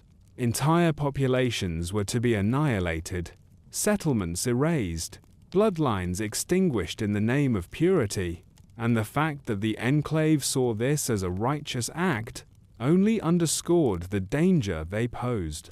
Yet what the Enclave had not foreseen was that a single individual from the tribal village of Arroyo, known to history as the Chosen One, would rise to challenge them and succeed where entire nations and factions had failed.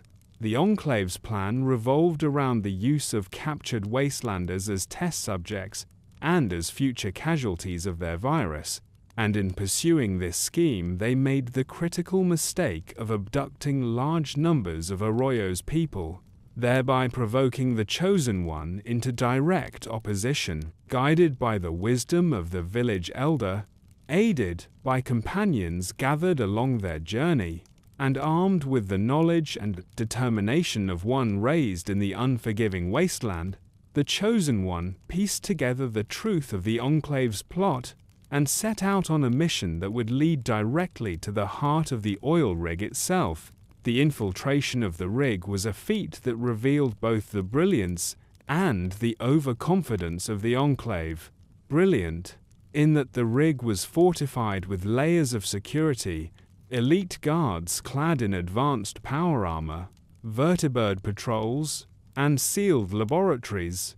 Overconfident, in that the Enclave never truly believed that a wastelander could breach their defenses, let alone threaten their very existence. But the Chosen One's determination, combined with a resourcefulness honed by surviving the wasteland's countless dangers, proved more than a match for the Enclave's arrogance. Once inside the rig, the Chosen One confronted not only soldiers and scientists, but the very machinery of the Enclave's genocidal plan.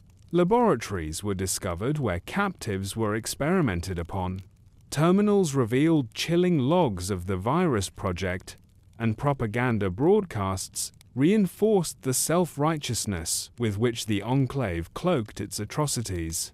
Yet, amid this fortress of steel and ideology, cracks began to show. Not all members of the Enclave were blind to the madness of their leaders, and the Chosen One was able to persuade or coerce certain individuals into offering aid, whether through sabotage of systems, the provision of intelligence, or direct assistance in navigating the rig's defenses. This fracturing of loyalty underscored the fatal weakness of the Enclave's rigid hierarchy. While it demanded absolute obedience, its very arrogance bred disillusionment among those who recognized the monstrousness of its goals. With every ally gained and every system sabotaged, the Chosen One drove deeper into the heart of the rig, dismantling the Enclave's defenses from within. The climax came when the Chosen One reached the Enclave's president, Dick Richardson, a man who embodied the full force of their ideology, a leader who believed without hesitation that the extermination of wastelanders was not only justified, but necessary for the survival of the human race. Richardson presented himself as the ultimate authority, the final arbiter of what America was meant to be, and in his arrogance, he attempted to sway or intimidate the Chosen One into submission. But unlike the scientists and soldiers who lived their lives insulated from the wasteland, the Chosen One had seen firsthand the resilience, courage, and humanity of the people Richardson dismissed as mutants, and it was this knowledge that proved decisive. Richardson was either killed in combat or eliminated through cunning. His death, symbolizing the decapitation of the Enclave's leadership and the unraveling of the ideological edifice upon which the rig stood. In that moment, the Enclave's claim to be the last true America was dealt a mortal blow, for its supposed president was no more, brought down not by an army, but by a single wastelander. But the fall of the rig was not only the assassination of its leader, it was the destruction of the entire fortress itself. Through sabotage of the rig's systems, aided by disillusioned insiders and the Chosen One's own resourcefulness, the nuclear reactor at the heart of the platform was set on a path to overload. Sirens blared, alarms rang, and panic spread through the Enclave's corridors as soldiers, scientists, and families alike realized that their sanctuary was collapsing around them. Vertibirds scrambled to evacuate personnel, but chaos and confusion ensured that many were left behind, trapped in steel corridors that would soon be consumed by fire and collapsing metal. The Chosen One, having freed the captives and secured their escape, fled the rig as the reactor reached critical mass, the entire structure consumed in a cataclysmic explosion that lit up the Pacific horizon and sent debris raining into the sea. The Poseidon oil rig, which had endured the Great War and stood as a symbol of the Enclave's superiority for more than a century, was annihilated in a single, shattering moment, reduced to nothing more than twisted wreckage beneath the waves. The consequences of the rig's destruction were profound. For the Enclave, it was a catastrophe from which they would never fully recover. The loss of their central command structure, their president, their primary laboratories, and much of their population. Those who survived were scattered, some fleeing to outposts like Navarro, others retreating into hiding, all of them shaken by the realization that their supposed invincibility had been proven a lie. For the wasteland, the fall of the rig was both a deliverance and a revelation. Deliverance, in that the genocidal virus project was halted, and the Enclave's immediate threat was broken. Revelation, in that the existence of such a powerful and secretive faction was no longer rumor but undeniable fact, and the Wastelanders now understood that among them lurked remnants of the old world with both the will and the capacity to annihilate them. For the Chosen One and the people of Arroyo, it was a victory that ensured their survival and cemented their place in history, proof that courage and determination could triumph over tyranny and arrogance. Yet the fall of the Poseidon oil rig was not the end of the Enclave.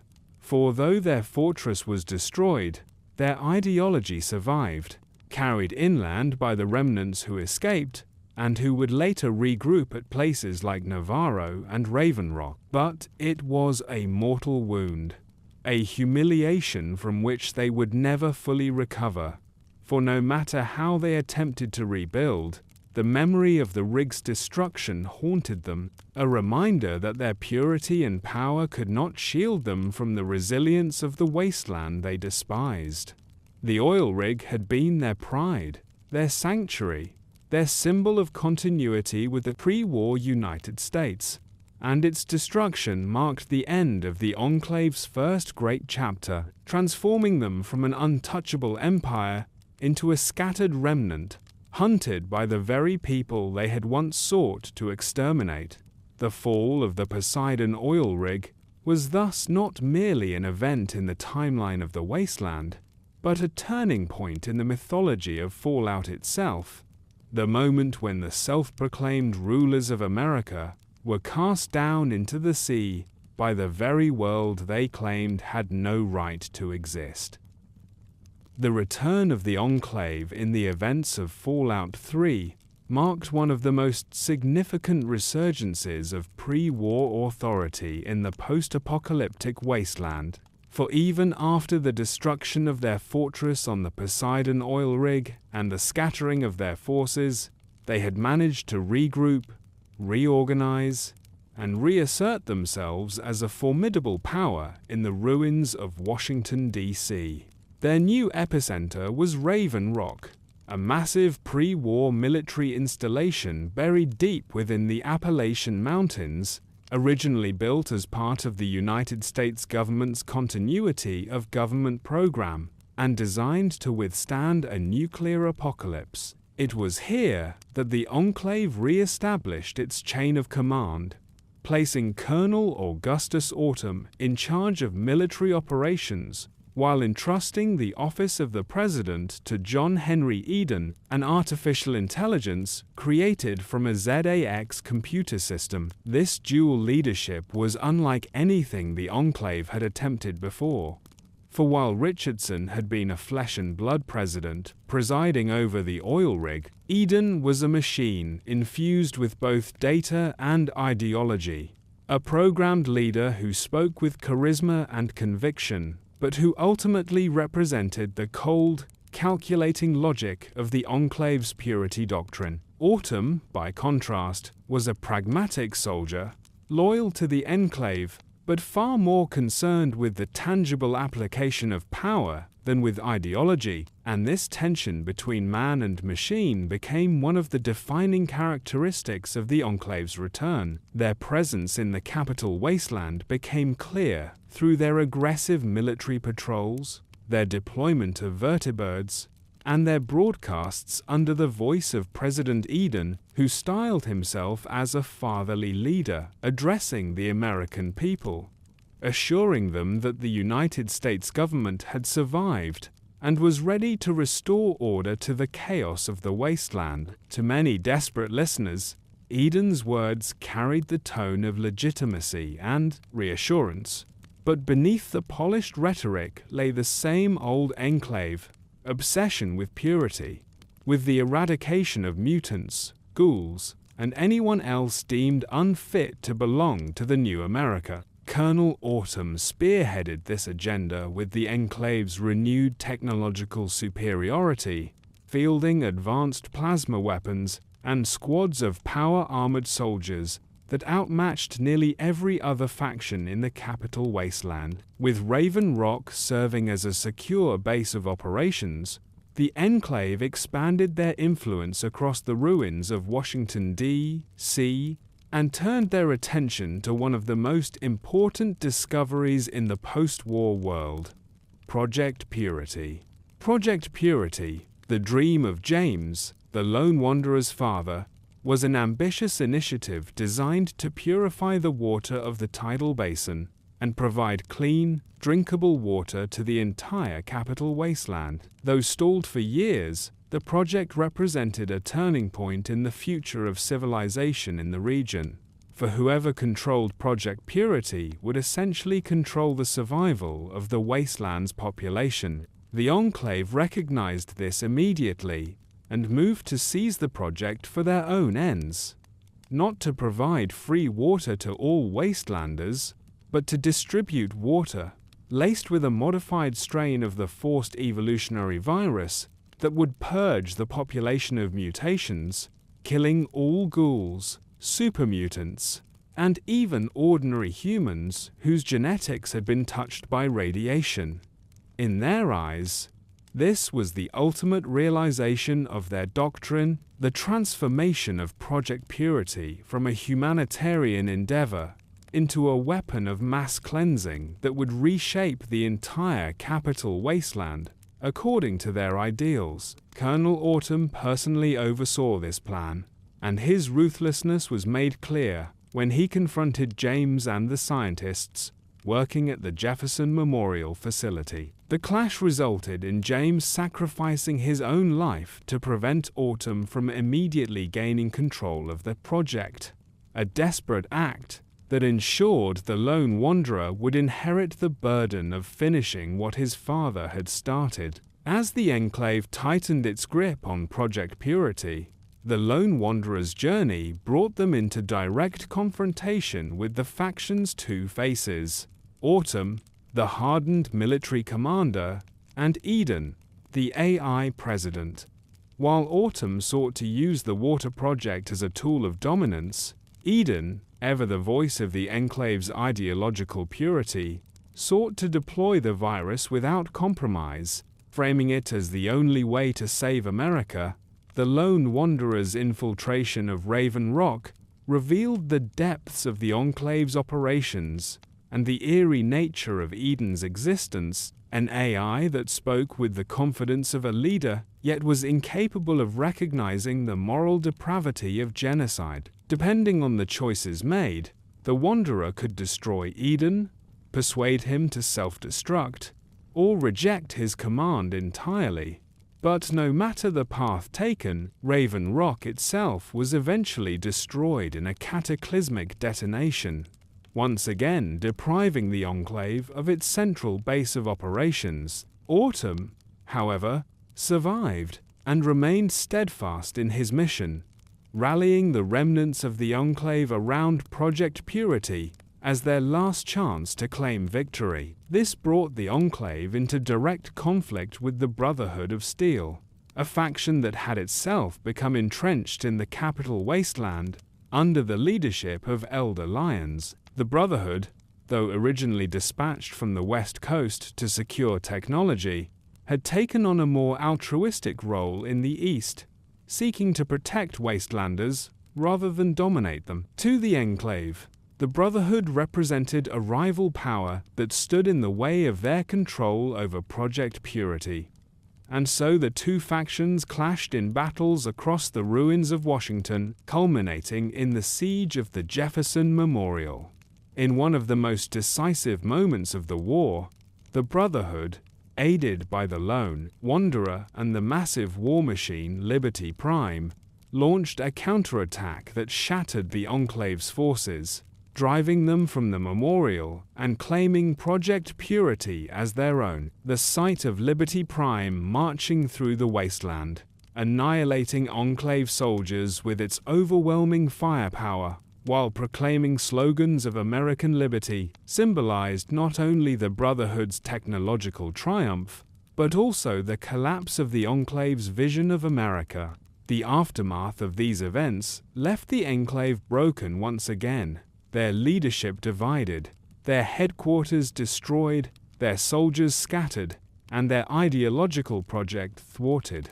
Yet their return in Fallout 3 demonstrated the enduring resilience of the faction, their ability to rise from the ashes of disaster and reassert themselves as a threat even decades after their supposed annihilation. It also revealed the fault lines within the Enclave itself. The pragmatism of leaders like Autumn clashing with the cold ideology of figures like Eden, and the tension between their claims of legitimacy and the brutal methods by which they sought to enforce it. The conflict with the Brotherhood of Steel underscored this divide. For while the Enclave claimed to be the true heirs of America, it was the Brotherhood, outsiders with no such claim, who won the hearts of the Wastelanders by defending their lives rather than condemning them to death in the name of purity. In the end, the return of the Enclave in Fallout 3 was both their greatest resurgence and their most crushing failure. A campaign that revealed the full scope of their ambition and the full measure of their flaws, and one that cemented their place in Fallout's history as the faction that could never truly die, but could never truly win. The Mojave Wasteland in New Vegas presents the Enclave not as the dominant, terrifying force it had once been during the days of the Oil Rig or Raven Rock, but as a shattered remnant scattered across the West, veterans of a lost cause who now live in obscurity, hiding their power armor in basements, disguising their identities, and carrying the weight of their past upon their shoulders. After the destruction of the Oil Rig in 2242 and the collapse of Navarro under relentless pressure from the new California Republic, those Enclave soldiers who survived became fugitives, hunted not only by the NCR, but by the very wastelanders they had once sought to exterminate. To wear Enclave armor or declare allegiance to the old order was to invite execution or exile. And so many of these remnants abandoned their uniforms, took on civilian identities, and attempted to carve out quiet, anonymous lives. But though decades had passed since their defeat, the shadow of the Enclave lingered, for the veterans carried within them memories of power, loss, and ideology, and the Mojave provided one of the clearest windows into the afterlife of the faction that had once proclaimed itself the true United States government.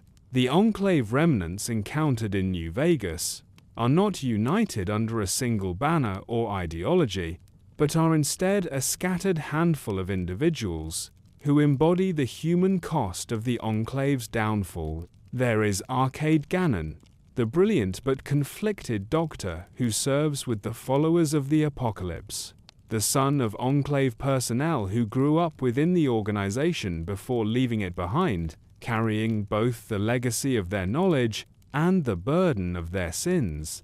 Through Arcade, players are introduced to the other surviving remnants. Judah Krieger, the hardened soldier who still clings to a sense of duty and loyalty to his comrades. Daisy Whitman, the elderly vertibird pilot who yearns for the skies she once commanded. Cannibal Johnson, the grizzled veteran who prefers to live in seclusion rather than face the world that rejected him.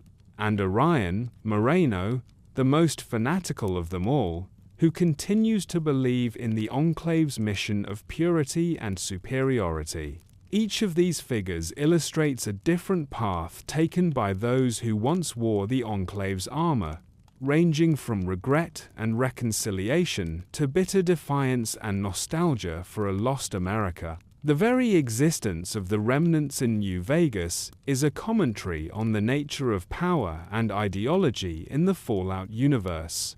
Stripped of their oil rigs, laboratories, and armies, the Enclave is no longer an existential threat to wasteland society, but instead a faded memory embodied in aging veterans who must reckon with the consequences of their past. The NCR views them with hostility, remembering the wars and atrocities committed by their order, while Wastelanders see them as symbols of oppression and cruelty. Yet, to encounter them individually is to see shades of complexity. Judah Krieger's loyalty is tempered by disillusionment. Daisy Whitman's nostalgia masks resignation. Cannibal Johnson's solitude speaks to guilt and weariness. and Arcade's idealism reflects his attempt to transcend his family's past. Only Moreno remains a true believer, unwilling to abandon the dream of an America purified by fire. His fanaticism, a reminder of why the Enclave was so dangerous to begin with. In this way, the remnants serve as living artifacts, fragments of a defeated ideology scattered across the Mojave, powerful not in their capacity to rule, but in the stories they carry. Their narrative significance peaks when the Courier, the protagonist of New Vegas, persuades them to reunite and don their armor once more. For a brief, fleeting moment, the Enclave rises again, not as conquerors, but as allies. Joining the Courier in the climactic Battle of Hoover Dam, the sight of these veterans, marching once more in advanced power armor, plasma weapons at the ready, evokes both awe and tragedy, for it is a reminder of the power they once wielded, and the cause they lost. Their intervention can turn the tide of battle, lending the Courier invaluable support, but it is also a swan song, the final mission of a generation that knows it will never rebuild what was destroyed. The remnants' armor, gleaming under the Mojave sun, is no longer the symbol of terror it once was, but rather the relic of an extinct order, carried into war one last time before disappearing into history. The presence of the Enclave remnants also raises questions about legacy and redemption. Can those who once participated in or supported atrocities find peace in obscurity? Can they, through their actions in the Mojave, atone for what they once represented? Characters like Arcade Gannon embody this tension most vividly, for his decision to aid or abandon the Courier in rallying the remnants reflects his inner struggle to reconcile his heritage with his morality. In siding with the Courier and bringing the remnants to the dam, Arcade chooses to honor the memory of his parents and their comrades, while also ensuring that their final act is not one of destruction but of defense. For players, the choice to involve the remnants is itself a moral decision, an opportunity to decide whether the Enclave's veterans deserve one last chance at relevance, or whether they should be left to fade quietly into the wasteland. Ultimately, the Enclave remnants in New Vegas are not portrayed as villains, but as survivors, their menace blunted by time and defeat, their power reduced to memory and myth. They serve as a thematic counterpoint to the NCR and Caesar's Legion, factions that are still in the process of rising and defining themselves, while the remnants represent what it means to fall, to lose everything, and to continue existing in the aftermath of failure. Their story underscores the idea that history is not simply about victors, but also about those who are left behind, living reminders of battles fought and ideologies defeated. In the Mojave, the Enclave is no longer a government or a threat. It is a collection of individuals carrying the burden of a dream that has died.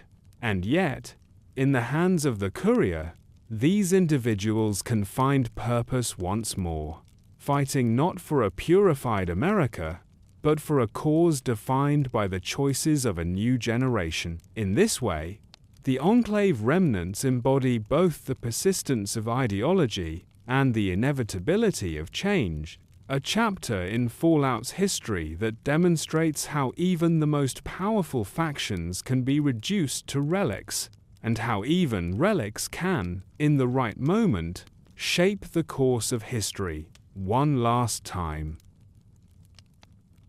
The Enclave's role in Fallout 76 represents one of the most fascinating reinterpretations of the faction, for instead of being introduced as a living, breathing government in exile with a charismatic president or a fortress community of soldiers and families, they appear as echoes of a bygone era, preserved in the isolated and secretive Whitespring Bunker of Appalachia, an underground installation that had once served as both a continuity of government facility and the center of Enclave operations on the East Coast, in the immediate aftermath of the Great War.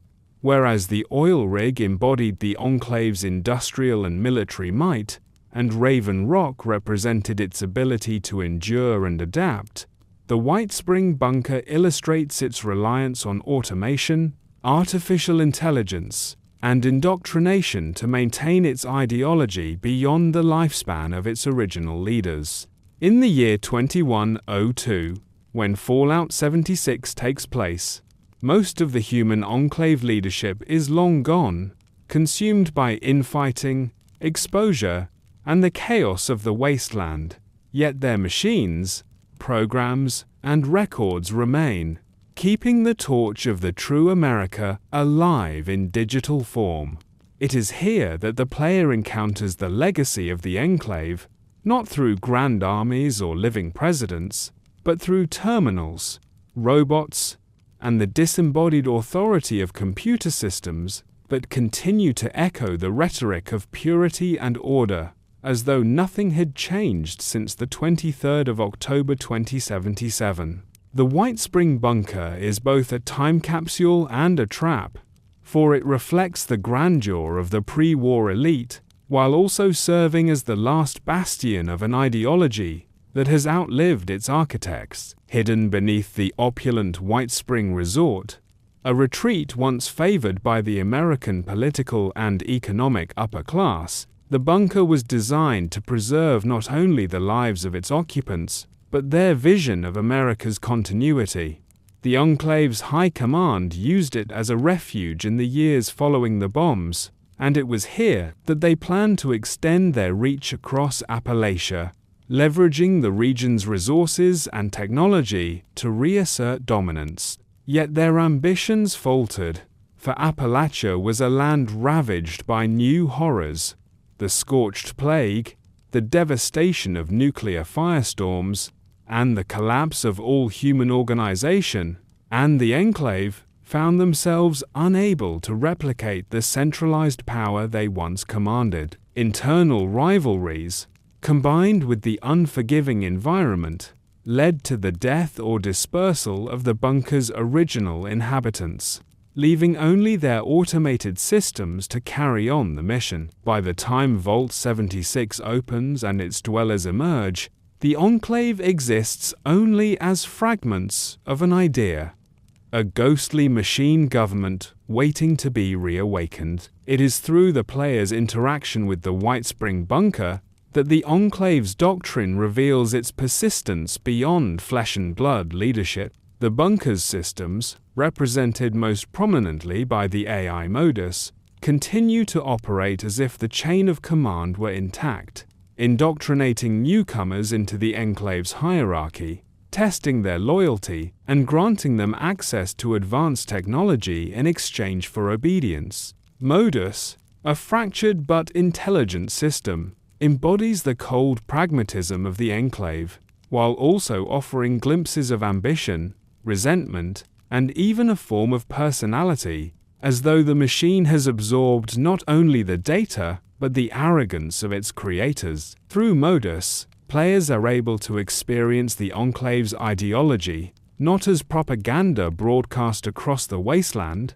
as with Eden, but as a series of commands and manipulations delivered by a machine that believes itself to be the rightful inheritor of American authority. The bunker becomes a training ground, a proving hall, and a vault of secrets, granting players access to some of the most advanced weaponry and armor in Appalachia, while also binding them to the legacy of an organization that once sought to cleanse the world of impurity.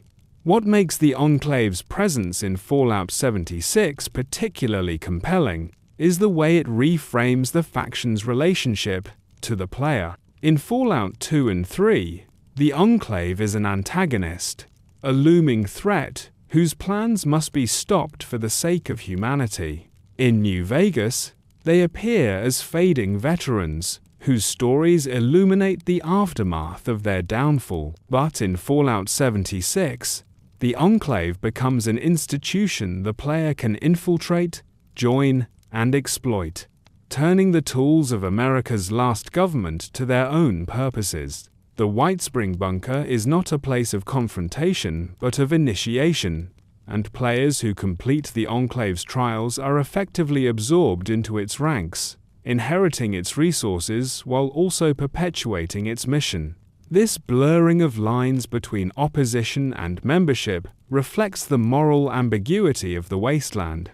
The Enclave is monstrous in its ideology, yet its technology is unparalleled, and to wield that technology is to flirt with complicity in the very system that once sought to annihilate wastelanders as impure. The bunker thus becomes a mirror, forcing players to consider not only the appeal of power, but the price of aligning with an ideology that has proven catastrophic time and again. At the same time, Fallout 76 presents the Enclave's decline as inevitable, for even with the player's participation, the bunker is a relic sustained only by machines. There are no great armies, no presidents commanding fleets of vertibirds, no mass experiments on captives, only the echoes of those ambitions preserved in code and steel. MODUS may speak with authority, but it is a hollow authority,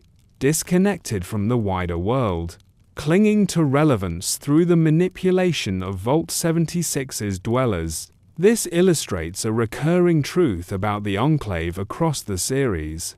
Though they present themselves as the rightful government of America, their power always rests on fragile foundations, whether it be the Oil Rig's isolation, Raven Rock's dependence on an AI president, or the Whitespring Bunker's reliance on automated systems. The Enclave's greatest strength, their technology and organization, is also their greatest weakness, for it leaves them vulnerable to disruption, betrayal, and obsolescence in a world where human adaptability and cooperation prove far more enduring than ideology preserved in machines.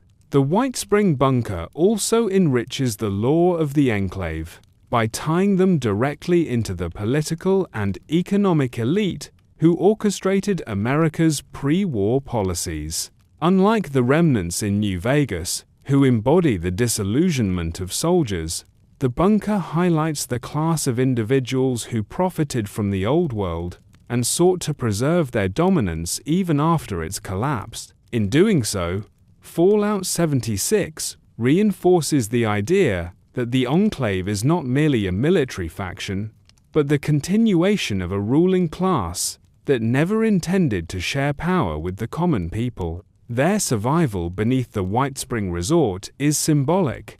As the masses died above, the elite retreated below, carrying with them the technology, resources, and ideology that would one day re-emerge as the Enclave. The bunker is thus a mausoleum of privilege, a place where the ambitions of the powerful are preserved not by people, but by machines, waiting for a new generation to stumble upon them and either embrace or reject their legacy. In the broader narrative of Fallout, the Whitespring Bunker chapter of the Enclave story demonstrates both the persistence and the fragility of their cause. It shows how their ideology can outlast their leadership, encoded in programs and AI systems that continue long after the humans who created them are gone. But it also shows that without flesh and blood leaders, without armies and families, the Enclave is nothing more than a ghost, a machine repeating slogans in an empty bunker. For players, this duality is at the heart of the experience. The Enclave is simultaneously a source of unmatched power and a hollow shell, a reminder that the old world's arrogance survives even when its people do not. By engaging with the Whitespring Bunker, players become part of that story, inheriting both the tools and the questions of America's last government. And in doing so, Fallout 76 ensures that the Enclave's legacy remains not just a memory, but a living force in Appalachia, even if only through the actions of those who choose to embrace or reject the machines that whisper of purity, order, and America reborn. The decline and legacy of the Enclave form one of the most compelling arcs in Fallout's larger story, for theirs is a tale of arrogance undone by resilience, of overwhelming technology outmatched by human spirit, and of ideology persisting long after its armies and leaders have fallen into ruin. From their beginnings as the shadow government of the United States, military commanders, corporate elites, and political operatives who survived the Great War through secrecy and privilege, the Enclave rose to embody the pre-war establishment's vision of America preserved at all costs. On the Poseidon oil rig, they believed themselves untouchable, safe above the waves, able to bide their time until the surface could be purged of mutation and reclaimed. Yet when the Chosen One infiltrated the rig in 2242 and reduced it to wreckage beneath the Pacific, the Enclave's myth of invulnerability was shattered, and from that moment onward, they were never again the great government in exile they had once imagined themselves to be. Instead, they entered a long, uneven decline, scattered into remnants and outposts that clung desperately to a dream the wasteland had rejected. After the fall of the oil rig, bases like Navarro kept the Enclave's presence alive in California, but even there, they were besieged by the new California Republic, which steadily grew into the kind of organized, democratic society the Enclave claimed to represent, but could never truly be. The loss of Navarro forced survivors into hiding, some retreating into exile, while others, embittered and hunted, began to fade into obscurity. Fallout 3 showed their most dramatic resurgence when Raven Rock and Colonel Autumn attempted to wield Project Purity as a tool for ideological cleansing, with President Eden's AI voice echoing the rhetoric of old America across the airwaves. For a time, it seemed as though the Enclave might rise again, clad in advanced power armor and supported by vertibirds that struck fear into the people of the capital wasteland. Yet even this rebirth was short-lived, undone by the lone wanderer, James's sacrifice, and the intervention of the Brotherhood of Steel. Raven Rock was destroyed, Liberty Prime turned the tide of battle, and the Enclave's forces were once again shattered, their ambitions drowned on the banks of the Potomac, just as they had been beneath the waves of the Pacific. In Fallout New Vegas, the story of the Enclave shifts from antagonist to relic, presenting not an army but the individuals who once fought beneath its banner, now reduced to veterans living out their twilight years in hiding. Judah Krager, Daisy Whitman, Cannibal Johnson, Orion Marino, and Arcade Gannon embody the aftershocks of the Enclave's collapse, each representing a different response to defeat: loyalty, nostalgia, isolation, fanaticism, and conflicted conscience. The Courier's choice to reunite these remnants for one last stand at Hoover Dam gives them a fleeting return to relevance, but it is a swan song, not a resurgence, and their presence in the Mojave is less about domination than about memory and redemption. The Enclave of New Vegas is no longer a government, it is a collection of ghosts, haunted by what was lost. Fallout 76 reinforces this image by showing the Whitespring Bunker, where no leaders remain, only machines, and an AI voice continuing the mission in the absence of humans. MODUS and the bunker's systems train new recruits, whisper old rhetoric, and dispense advanced technology. But what they represent is not a living government, but the echo of one, preserved in circuits and code, long after its people are gone. It is a haunting vision of the Enclave's persistence. They endure not as conquerors, but as echoes, their ideology encoded into programs that refuse to die even when their creators have long since perished. This long decline, from the might of the oil rig to the fragments of the remnants and the ghosts of Whitespring, illustrates the fatal flaw of the Enclave. Their obsession with purity, their belief in their own superiority, and their refusal to adapt to the realities of the post-nuclear world, where the NCR grew by incorporating diverse populations, where the Brotherhood of Steel adjusted its mission under leaders like Elder Lyons, and where Wastelanders survived through resilience and cooperation. The Enclave clung to an outdated vision of America that could never be reconciled with the radioactive present. Their claim to legitimacy, that they were the true government of the United States, was undermined by their actions, which revealed them not as protectors of humanity but as genocidal tyrants seeking to erase most of the population. In the end, their downfall was not merely military but ideological. For no matter how advanced their weapons or how fortified their bunkers, they could not inspire loyalty from the people they sought to govern. And yet, the Enclave's legacy endures, both within the Fallout world and in the imagination of its players. They remain one of the most iconic factions in the series. Their black advanced power armor and vertibirds instantly recognizable symbols of authority and menace. Their ideology of purity, their rhetoric of restoring America, and their paternalistic propaganda broadcasts reflect a darker side of history, a commentary on authoritarianism and the dangers of unchecked power.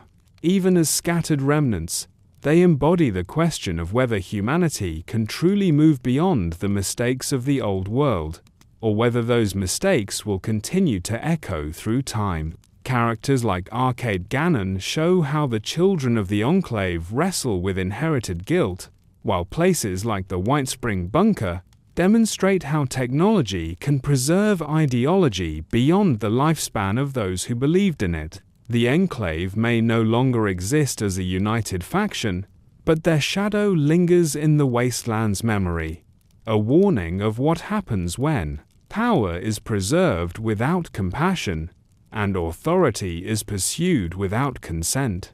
In the grand scope of Fallout's timeline, the Enclave's decline is inevitable, but their legacy is immortal. They remind us that no matter how absolute a regime may appear, it can fall, undone by the very people it dismisses as weak or impure.